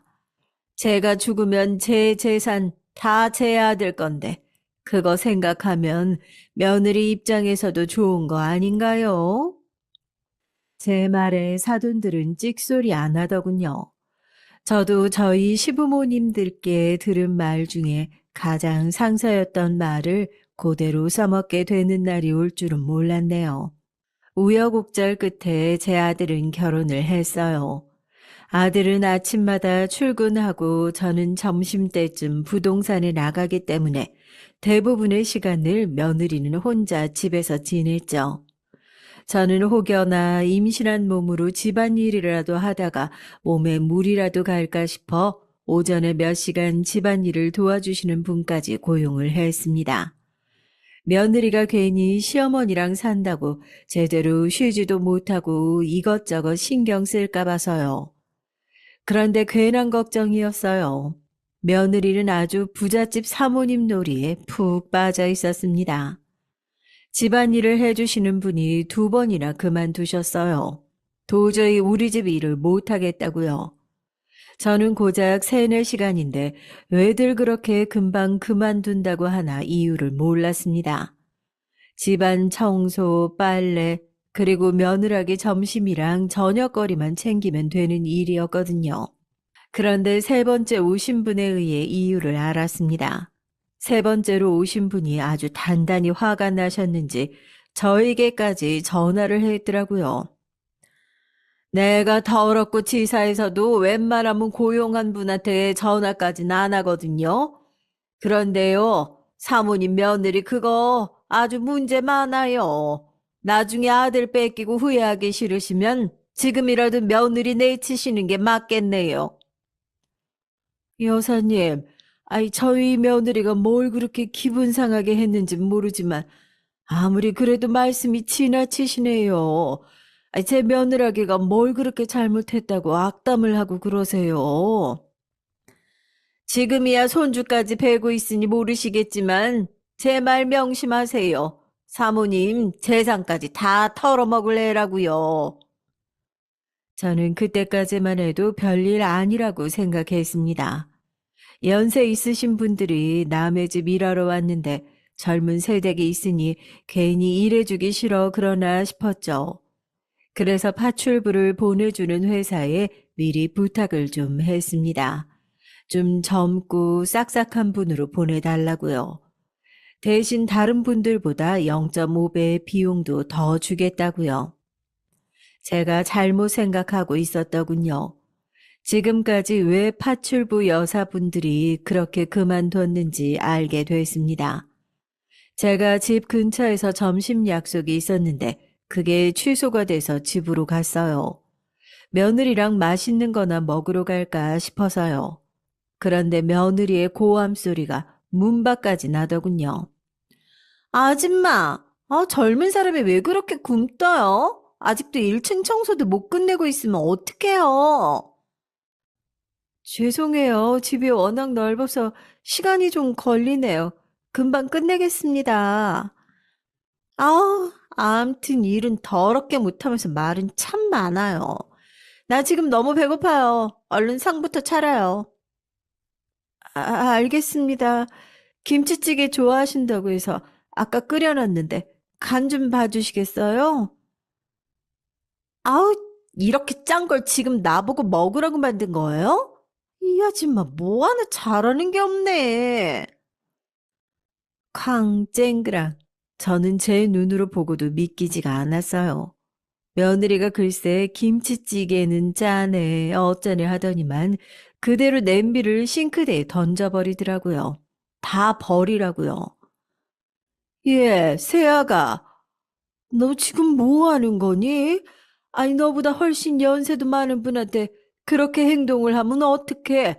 그리고 멀쩡한 음식을 왜 버려? 어머니가 드셔보셨으면 어머니도 분명 맛없다고 하셨을 거예요. 우리 귀한 아기한테 그런 음식 먹게 할 순 없잖아요. 며느리는 문제가 많은 애였습니다. 상견례 날 사돈을 봤을 때부터 이상하다 싶었지만 딸내미 교육도 아주 엉망으로 시켰더군요. 너 지금 그걸 말이라고 하니? 너 이 정도로 사리분별 못하는 애였어? 아무리 음식이 맛이 없어도 그렇지. 열심히 만들어주신 음식을 그 앞에서 그냥 버리는 것도 모자라서. 네 말버릇 그게 뭐야? 너 앞으로 절대 집안일 해주시는 분 못 부르니까 앞으로는 네가 알아서 해먹어. 네 방 청소도 네가 다 하고. 저는 다른 건 다 참아줘도 버르장머리 없는 건 참아줄 수 없었습니다.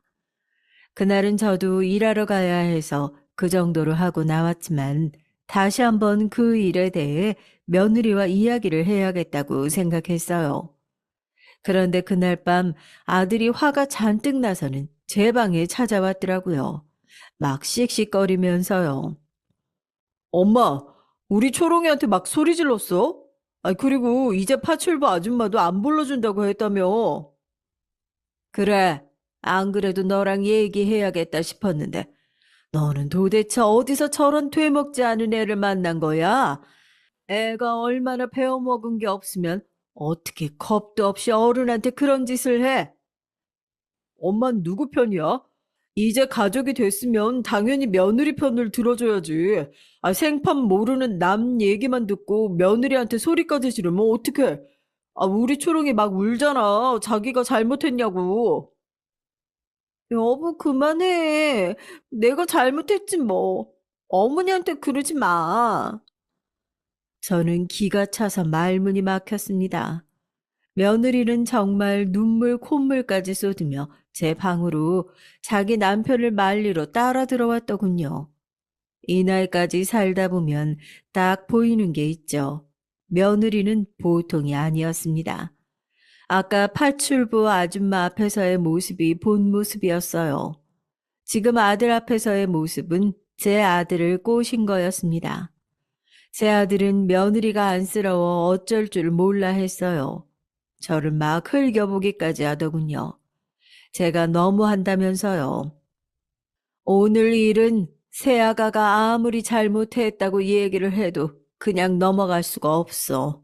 오늘 오셨던 분, 그리고 지금까지 오셨던 파출부 분에게 네가 직접 찾아가서 사과도 드려. 그러기 전까지는 절대 집안일 하시는 분은 안 부를 거니까. 저는 강하게 나갔습니다. 초장에 며느리 귀를 잡지 않으면 앞으로 제가 힘들어질 게 뻔했거든요. 그런데 그 다음 날도 그 다다음 날도 며느리는 사과하러 갈 기미가 없었어요. 거기다가 집안일도 전혀 하지를 않는지 주방에서 썩은 냄새가 나더라고요. 며느리는 본인이 먹은 밥그릇 하나 설거지를 하지 않았습니다. 예, 새아가, 넌 내 말 못 알아들었니? 파출부 오셨던 분들에게 사과하고 집안일도 당분간은 네가 하라고 했잖아. 어머니, 제가 미우면 그냥 밉다고 하세요. 애초에 저한테 집안일 시키려고 이상한 아줌마들만 오라고 하신 거죠? 그래서 꼬투리 잡아서 다 내쫓게 하고 저 식모로 부리려고 하시는 거잖아요. 어머, 얘 말하는 것 좀 봐. 너 그게 무슨 소리야? 저희 친정엄마 말이 원래 시집살이 당해본 사람이 똑같이 시킨다던데 딱 그 말이 맞네요. 어머니도 시집살이 엄청 당하셨다면서 저한테 똑같이 하시잖아요. 제가 며느리를 잘못 얻어도 아주 잘못 얻었습니다. 저는 큰일이 났다 싶었어요. 며느리랑 대화를 하다 보면 꼭 제가 나쁜 시어머니가 된 것만 같았습니다. 그냥 저를 이상한 사람으로 만들더라고요. 그리고 아주 밤마다 제 아들을 얼마나 나긋나긋하게 주무르는지 언제부턴가 제 아들과 제 사이마저 틀어지게 만들었어요.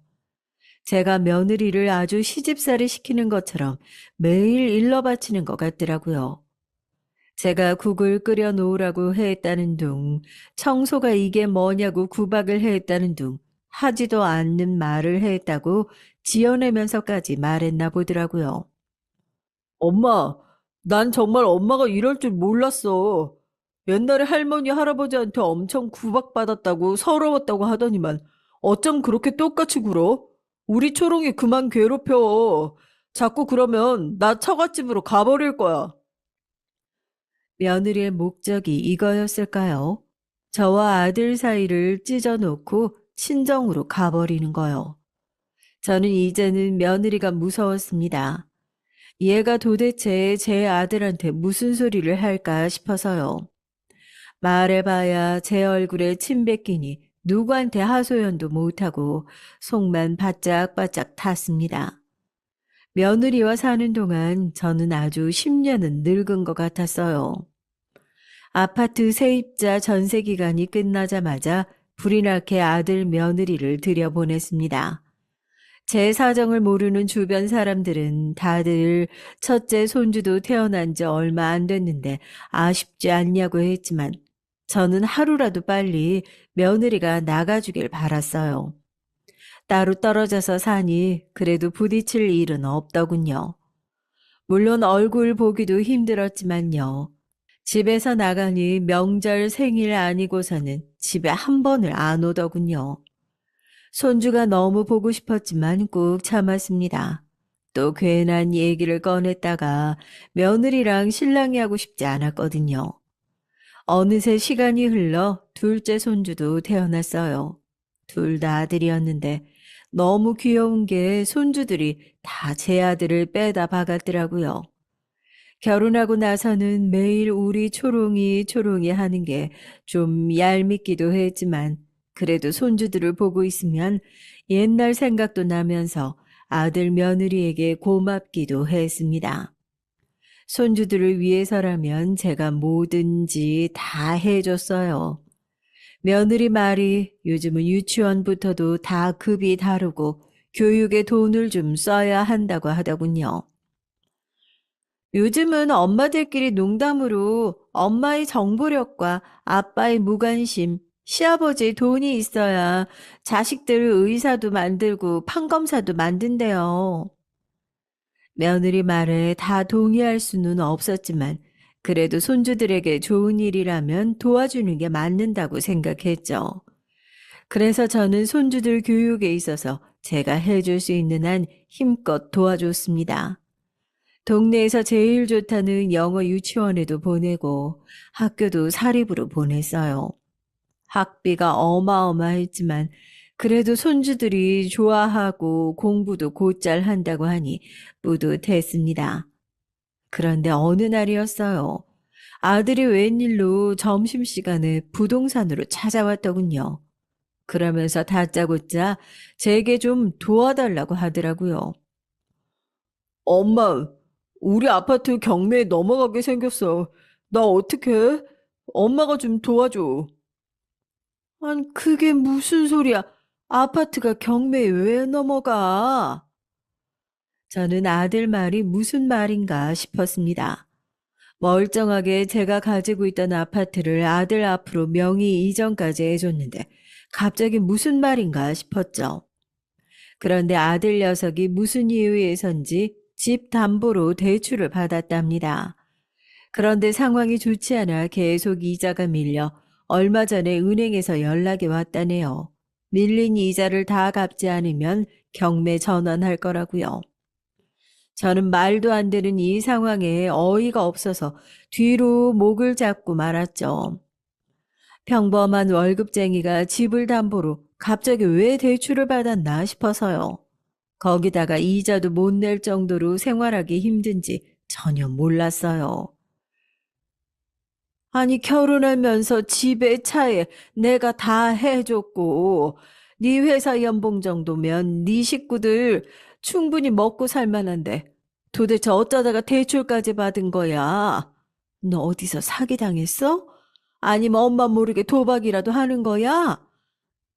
그런 게 아니라 초롱이가 갖고 싶다는 거 다 해주고 하고 싶다는 거 다 하고 나니까 생활비가 부족하더라고. 그래서 생활비 좀 대출 받았어. 또 초롱이. 그놈의 초롱이 때문이었습니다. 이 녀석이 결혼 전에도 그렇게 머슴짓거리를 하고 다니더니만 결혼해서도 아주 정신을 못 차렸더군요. 아무리 그래도 뭘 얼마나 사고 썼으면 집까지 날린답니까? 저는 이 일은 절대 넘어가 줄 수가 없었어요. 아무리 우리 집이 경제적으로 남들보다 조금 여유가 있다고 해도 그렇게 대책 없이 살아서는 안 되는 거니까요. 저는 빚은 제가 다 갚아줄 테니 지금 당장 그 집은 다시 전세 주고 나와 다시 집으로 들어오라고 했습니다. 아들이든 며느리든 도대체 어떻게 사는지 제 눈으로 봐야겠더라고요. 며느리는 절대 들어오지 않겠다고 고집 부렸지만 저도 이번엔 그냥 물러설 수 없었어요. 지금까지는 부딪히고 싶지 않아 간섭하지 않으려 며느리가 하고 싶은 대로 하도록 놔뒀습니다. 하지만 이대로 뒀다가는 진짜 집이라도 날릴 판인데 어쩌겠어요. 그러면 저는 나중에 하늘나라 가서도 시부모님이며 남편 얼굴을 편히 볼 수 없을 것 같았습니다. 그런데 분가했다가 다시 들어온 며느리 짐을 보니 왜 대출까지 받았는지 알겠더군요. 가방, 신발, 옷은 말할 것도 없고 아이들 책이며 가구들까지 아주 싹 다 고가밖에는 없더군요. 보기 싫어서 다 갖다 버리고 싶어도 이미 지난 일 괜히 말하고 싶지도 않았습니다. 짐이 얼마나 많은지 전에 쓰던 방은 되지도 않아서 제가 사용하던 옷방이며 서재까지 다 내줬어요. 불편한 건 그뿐만이 아니었죠. 다시 며느리와 함께 살려고 하니 힘든 게 한두 개가 아니었습니다. 며느리도 아줌마가 됐으니 더 강해졌더라고요. 같이 살아보니 며느리가 뭘 그렇게 하고 싶고 사고 싶어 하는지 대충 감이 오긴 했습니다. 며느리가 요즘 유행한다는 인플루언서라네요. 하루 종일 휴대폰만 들고 살더니만 그걸로 뭘 하기는 하는지 팔로워가 많다더라고요. 거기다가 이제는 핸드폰으로 애들 먹이는 거에 입히는 것까지 매일 그렇게 찍어대더라고요. 아이고, 정신없어 죽겠다. 애들 빨리 학원 가야 한다더니 뭘 그렇게 찍어? 어머니, 이게 바로 브이로그라고 하는 건데요. 제 일상을 사람들한테 보여주는 거예요. 저 나름 유명해요. 애들 교육 컨텐츠로 이거저거 찍어 올리는데 좋아요도 많고 광고도 들어와서 이걸로 돈도 벌어요. 저는 통 뭔 소린지 모르겠더라고요. 어찌됐든 브이로그인지 SNS인지 그걸로 광고도 받고 돈도 번다고 하니 그러려니 했습니다. 그런데 그 잘난 광고니 뭐니 하다가 애들을 잡겠더군요. 사진을 찍어야 한다면서 자꾸만 애들한테 문제집 같은 걸 풀게 하더라고요. 거기다가 우리 큰손주는 쉬는 날이 없었어요. 평일은 하루 종일 학교랑 학원에 다니고 주말에는 먼 악기를 또 배워야 한다고 커다란 악기를 들고 오케스트라 연습까지 다니더라고요. 애들이 좋아하면 저도 뭐라고 안 하죠. 근데 애들이 너무 힘들어 했습니다. 보기만 해도 안쓰러울 정도로요. 엄마, 나 그 영어 문제집 하나만 좀 줄이면 안 돼? 그거 내 나이에 푸는 것도 아니잖아. 그리고 오케스트라도 너무 하기 싫어. 악긴 전혀 관심 없단 말이야. 남들 다 하는 거 하면서 살면 훌륭한 사람 되겠어? 남들보다 항상 한 발 앞서가고 한 시간이라도 더 열심히 공부해야 더 나은 사람이 되는 거야. 그리고 엄마가 이거 광고받은 거라고 꼭 풀어서 후기 올려야 한다고 했지? 애미야, 내가 봐도 우리 손주 너무 힘들어 보인다. 그 나이에 중학생 문제집이 말이 되니? 지금 이 나이에 무조건 뛰어놀아야지. 어머니, 아이들 교육 문제는 제가 알아서 할게요. 말씀드렸잖아요. 저 교육 인플루언서라니까요. 요즘 사립 다니는 애들은 다 이 정도는 기본이에요. 아이고, 그놈의 인플루 어쩌고 뭔지는 몰라도 그러면 네가 풀지 그러니 왜 너 유명해지겠다고 내 손주들을 괴롭혀? 그날 또 한바탕 난리가 났습니다. 며느리가 아들 앞에서 또 눈물 콧물을 쏟더라고요. 제가 돈 좀 보태준다고 제가 며느리를 무시하고 구박한다면서요. 엄마, 그만 좀 해요. 애들 교육 문제는 초롱이가 전문가인데 엄마가 뭘 한다고 그래요? 그리고 할머니가 애들 오냐오냐 하면 버릇만 나빠져서 엄마가 힘들다고요. 너 말 잘했다. 너는 네 마누라 편하면 그만이니? 애들 얼굴 좀 봐라. 공부만 하다가 초등학교 시절 다 끝나겠어. 하루 종일 학원 갔다 와서 광고니 뭐 그딴 것 때문에 새벽에 문제집까지 풀어야 하는 게 말이 돼? 시대가 변했어, 엄마. 엄마 때야 대충 학원만 보내면 됐지만 지금 엄마들은 할 게 엄청 많다니까. 다 아들 위해서 하는 거니까 그냥 좀 내버려 둬요. 어머니는 제가 하는 일이 하찮아 보이시겠지만 저는 그래도 그 일이라도 해서 제 힘으로 새끼들 공부라도 시키려고 하는 거예요. 아이고, 내가 언제 네가 하는 일 가지고 뭐라고 했니? 휴대폰 가지고 노는 건 너나 하라고. 그거 핑계로 내 손주들 괴롭히지 말고. 엄마, 그만. 정말 내가 잘못해서 들어오게 했지만 자꾸 이렇게 초롱이 구박하면 나 엄마랑 못 살아.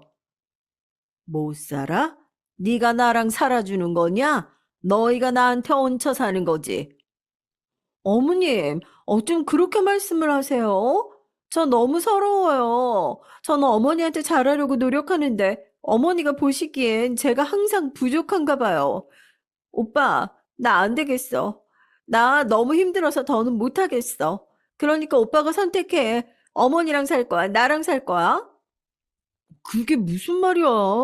나야 당연히 우리 아들들이랑 자기랑 살아야지. 그게 우리 식구인데. 서러워서 서러워서 살 수가 없었습니다. 아들 말이 자기네 식구만 가족이라네요. 그럼 도대체 저는 뭔가요? 돈만 주는 호구? 은행인가요? 나가. 나도 너 같은 아들 이제 필요 없어. 저도 너무 화가 나고 울컥해서 나가라고 소리를 지르긴 했지만 아들은 이때다 싶었는지 바로 저를 버리고 짐을 싸서 나가버렸습니다.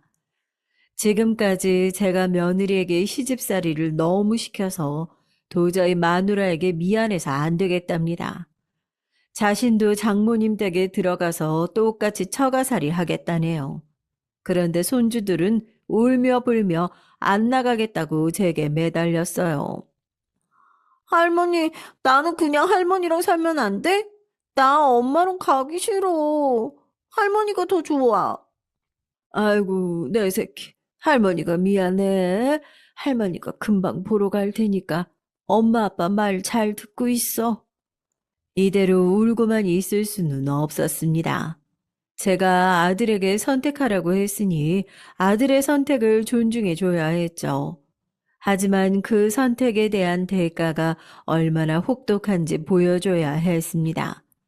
제가 지금까지 아들한테 해준 게 있는데 이대로 며느리에게 아들을 통째로 뺏긴다는 건 너무 억울했어요. 갱년기 때도 이러지 않았는데 순간순간 속이 바짝바짝 타고 밥을 먹다가도 눈물이 났습니다. 제 나이 70이 넘었어요. 제가 살아봐야 이제 얼마나 살겠습니까? 길어봐야 10년 아니겠어요? 제가 혼자 몸으로 시부모까지 모시면서 고생하는 걸 옆에서 지켜본 아들이 저에게 이럴 줄은 몰랐습니다. 혼자 화만 내봐야 뭐 하겠어요. 아들 며느리에게 보여줄 겁니다. 저들이 제게 한 짓이 얼마나 배은망덕한 일인지 가르쳐 줄 거예요. 제가 가진 게 뭐가 있습니까? 저 돈밖에 없는 여자입니다. 돈이 얼마나 무서운 건지 보여줘야겠다 싶었어요. 저도 시작은 아주 작은 것부터 시작했습니다. 처음부터 너무 세게 나가서 아들 며느리가 일찌감치 나가 떨어져 바로 와서 잘못했다고 빌면 재미없으니까요. 제 복수의 목적은 아들 며느리 눈물 콧물을 아주 쏙 뺄 정도로 정신 차리게 해주는 거였습니다. 집안의 어른이 어떤 존재인지 똑똑히 알려주겠다 마음먹었죠.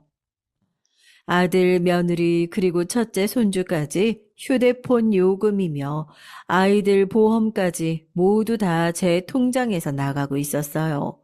그뿐만이 아니었습니다. 첫째 손주 사립초등학교 학비와 둘째 손주 영어 유치원비까지 다 제가 내주고 있었거든요. 저는 딱 그것부터 끊었어요. 제가 설마 그 돈이 아까워서 이러는 게 아니었습니다. 눈에 넣어도 아프지 않을 손주들한테 못 줄 게 뭐가 있겠습니까? 그런데 며느리가 손주들을 아끼는 제 마음을 이용해 지 이익만 챙기려 하니 저는 가만히 있을 수 없었죠.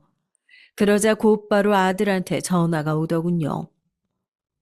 엄마, 통장 바꿀 거면 미리 연락을 해줘야지. 모르고 있다가 연체됐다고 연락 왔잖아. 거기다가 애들 학비까지 끊는 건 너무하는 거 아니에요? 내가 알게 뭐니? 그리고 손주? 손주는 무슨, 이제 우리 남이잖아. 내가 남의 자식 학비까지 왜 내줘야 하니? 우리 초롱이 난리 났어. 다음 주까지 첫째 학비 내야 한다는데 그것만이라도 엄마가 빨리 좀 보내줘. 애 학교를 안 보낼 순 없잖아. 그놈의 우리 초롱이. 걔가 난리를 치든 말든 내가 무슨 상관이야. 네 마누라 눈치 보이면 네가 벌어다 주면 되잖아. 아니면 네 마누라 옷장에 가득한 비싼 명품을 좀 팔든지 그래. 그러면 애 학비는 나오겠다. 나 바쁘니까 이제 전화하지 마. 저는 전화를 끊어버렸습니다. 엄마는 필요 없고 마누라한테 가겠다는 놈한테 애당초 기대도 하지 않았어요.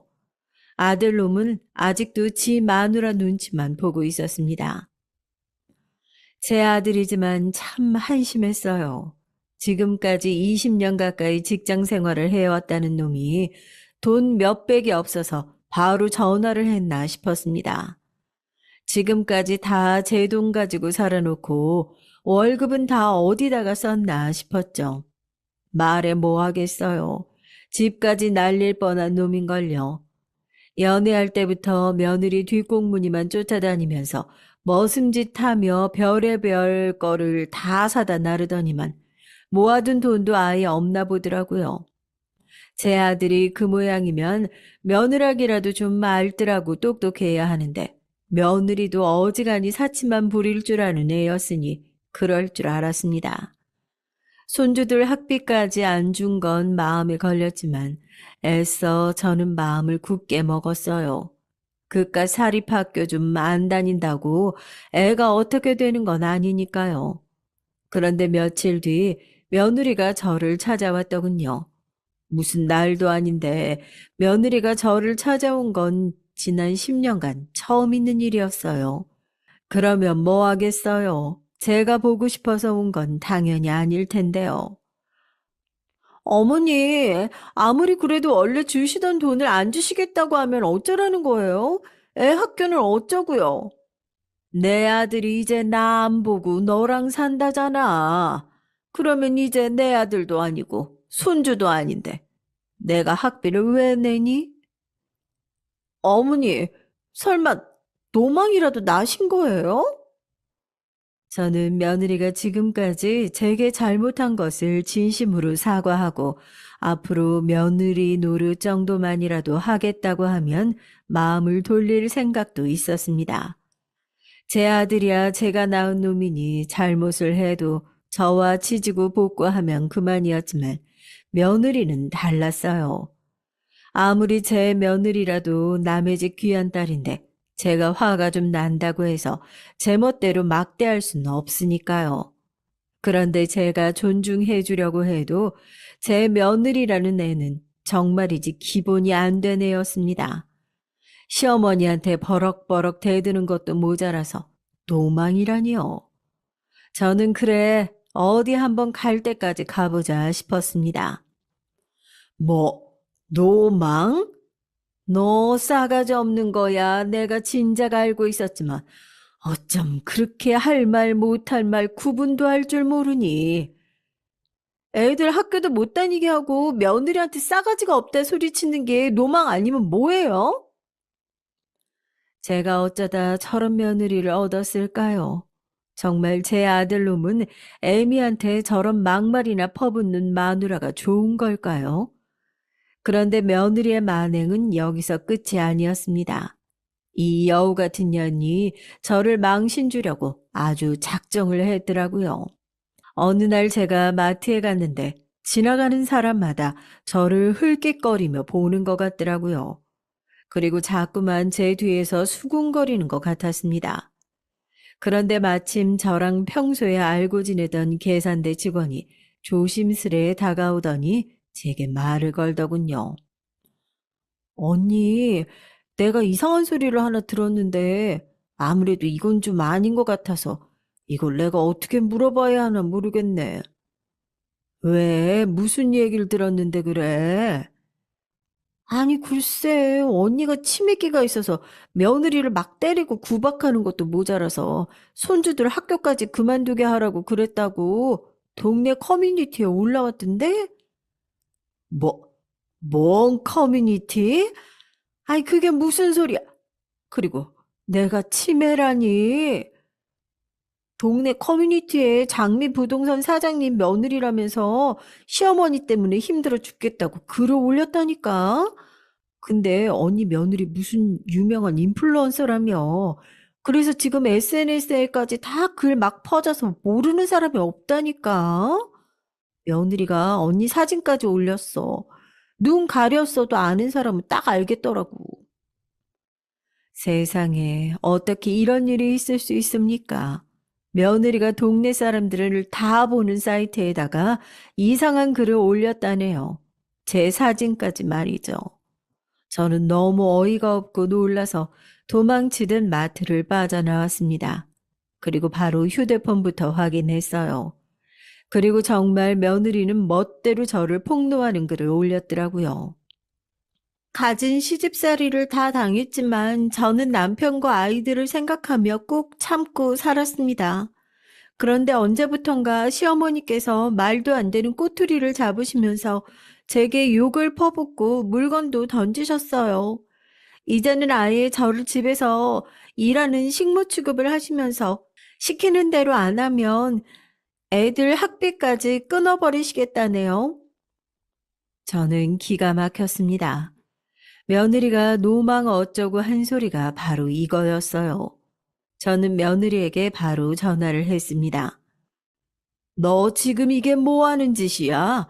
나 망신 주려고 작정했어? 내가 이 동네에서만 부동산을 몇십 년을 한 사람인데 이 땅 글을 올리면 어떡해? 지금 당장 그리고 사진 안 내려? 너 이거 초상권 침해야.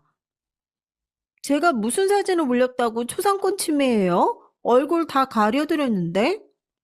너 때문에 내가 오늘 얼마나 망신을 당했는 줄 알아? 이제 제가 얼마나 무서운 사람인 줄 아셨죠? 그러니까 빨리 애들 학교에 보내세요. 그러면 바로 영상 삭제할게요. 제 며느리는 그냥 개념 없는 정도가 아니라 완전 미친년이었어요.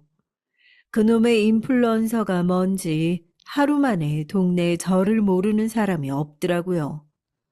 우리 동네 맘카페인가를 거기다도 올렸다더라고요. 저는 아들 며느리 정신교육 해주려다가 오히려 제가 된통 당하고 말았습니다. 이런 망신은 처음이었어요. 저는 우선 며느리에게 손주들 학비부터 보냈습니다. 하루라도 빨리 사진이라도 내려서 다시 일상으로 돌아가고 싶었으니까요. 저는 그날 이후 며칠을 알아 누웠습니다. 어차피 창피해서 가게에도 못 나가는데 그냥 집에 누워 있었어요. 병원에서는 가벼운 몸살이라고 했지만 이건 명백히 화병이었습니다. 망할 며느리년 때문에 병이 난 게 분명하니까요. 저는 방에 혼자 누워 며느리가 사진을 삭제했는지 확인부터 했습니다. 그래도 돈 보내자마자 삭제는 했더군요. 화가 머리끝까지 나지만 어쩌겠어요. 애당초 제가 이길 수 없는 싸움이었는데요. 저처럼 늙은 할머니가 젊은 며느리를 상대로 어떻게 이기겠어요. 그런데 며느리가 사진을 삭제했는지 확인하다가 우연히 며느리 SNS인지 뭔지를 하는 그걸 보게 됐죠. 그런데 좀 이상한 게 있더군요. 이게 다 뭐야? 아니 도대체 인플루언서인가 뭔 소리인가 했더니만 사기꾼을 말하는 거였어? 드디어 며느리를 잘근잘근 짓밟아 줄 방법이 떠오른 것 같았습니다. 며칠 뒤 저는 유명 호텔에 갔어요. 저는 고민할 것도 없이 호텔 연회장으로 곧장 갔습니다. 연회장 안에는 벌써 젊은 아기 엄마들로 북적였습니다.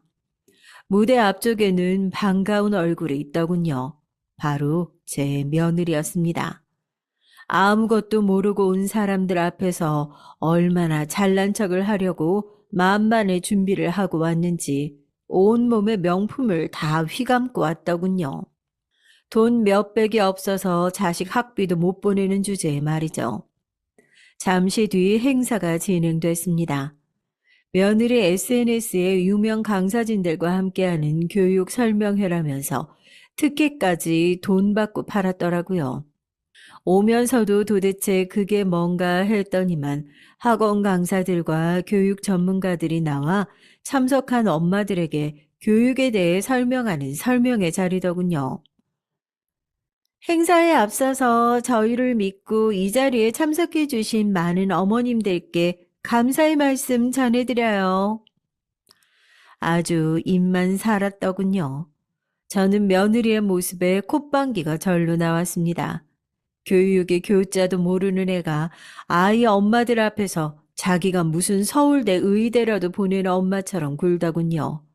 설명회가 한창 진행되던 중 제가 직원에게 미리 부탁해 놓은 영상이 드디어 화면에 나왔습니다. 그리고 때마침 현장에 제 아들도 도착했더군요.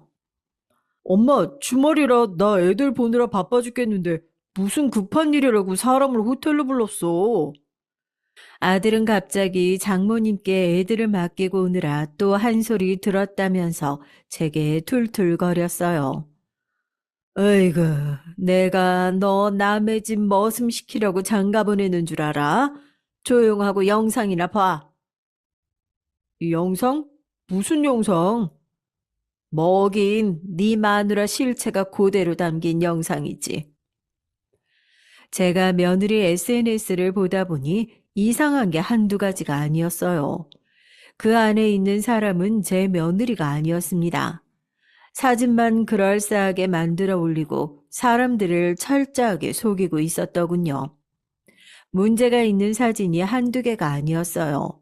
일일이 다 말하기도 힘들 정도로 많았습니다. 인플루언서 강남 엄마의 실체, 첫 번째.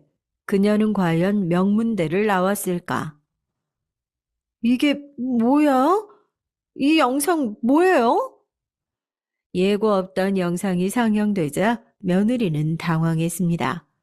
그리고 제 옆에 있던 아들도 그제야 영상에 집중하더군요. 역시 돈이 최고였습니다. 요즘 SNS나 유튜브로 유명해지는 거로도 모자라 잘 먹고 잘 사는 사람들까지 생기다 보니 그런 인플루언서들을 시기 질투해서 진실을 파헤치는 업체까지 있더라고요. 그런 업체에다 돈을 주고 의뢰를 했더니 알아서 진실 여부도 알아봐주고 증거까지 찾아서 이렇게 영상으로까지 제작을 해주더군요. 며느리는 아무래도 허언증이 있는 게 분명했습니다. SNS에 마치 자신이 명문대를 나와 굉장한 지식인인 것처럼 포장을 해놨더라고요. 이름을 들어도 모르는 전문대에 나온 걸 제가 버젓이 알고 있는데 말이죠. 그뿐만이 아니었습니다.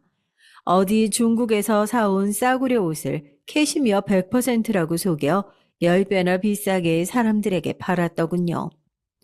이 정도만 가지고도 이미 연회장에 있던 사람들은 술렁거렸습니다. 간간히 욕을 하는 사람들도 있었고 아예 자리를 박차고 나가는 사람도 있었습니다. 하지만 진짜 시작은 지금부터였어요. 제가 이렇게까지 준비한 이유는 제 하나뿐인 아들을 빼앗긴 울분 때문만은 절대 아니었습니다. 저는 절대 제 며느리를 용서할 수 없었기 때문이죠. 제게 한 짓이 너무 괘씸해서요. 저게 뭐야? 네가 지금까지 어떤 여자를 데리고 산 건지 알겠어? 정신 차려 이 자식아. 내가 몰랐으면 어쩔 뻔했어. 영상 속 모습을 보고 아들은 입을 다물지 못했습니다. 인플루언서니 뭐니 하면서 대단한 줄만 알았지 지 마누라가 저러고 다니는 것도 몰랐나 보더라고요. 아들이 알아야 할 게 하나 더 있었습니다. 며느리의 SNS에 유명 디저트 가게에서 판매하는 호두파이를 제 둘째 손주가 먹고 있는 사진이었어요. 손주 옆에는 언제나 영어 문제집도 함께였죠. 간식 먹을 땐 좀 쉬라고 해도 이렇게 말을 안 듣네요. 땡땡 호두파이 먹으면서 영어 공부하면 더 공부가 잘 된다네요. 아이와 함께 즐겨 먹는 땡땡 호두파이. 아이들 건강 간식으로 너무 좋습니다. 사진 밑에 적어놓은 며느리의 멘트에 저는 소름이 쫙 끼쳤습니다. 저희 둘째 손주에게는 견과류 알레르기가 있었거든요. 저는 사진을 보고 너무 놀라서 그 사진을 올린 날짜에 저희 집 CCTV를 다 돌려봤어요. 그 당시에는 함께 살 때였으니까요. 그런데 CCTV에 며느리의 소름 끼치는 만행이 그대로 찍혔더군요. 제 손주의 입에 호두파이를 물려놓고 사진을 찍은 다음 바로 입에서 뱉게 하는 모습이 말이죠. 며느리는 돈이 되는 일이라면 무엇이든 다 한 것 같았습니다. 자신을 믿고 찾아오는 사람들에게 제 돈으로 사지도 먹지도 않는 것들을 마치 다 사고 먹어본 것처럼 올려서 사람들을 속여오는 일상에 이미 길들어져 있었어요. 자식들까지 이용해서요. 그래서 그렇게 사립초등학교나 영어 유치원 같은 허울들에 집착해했던 거였죠.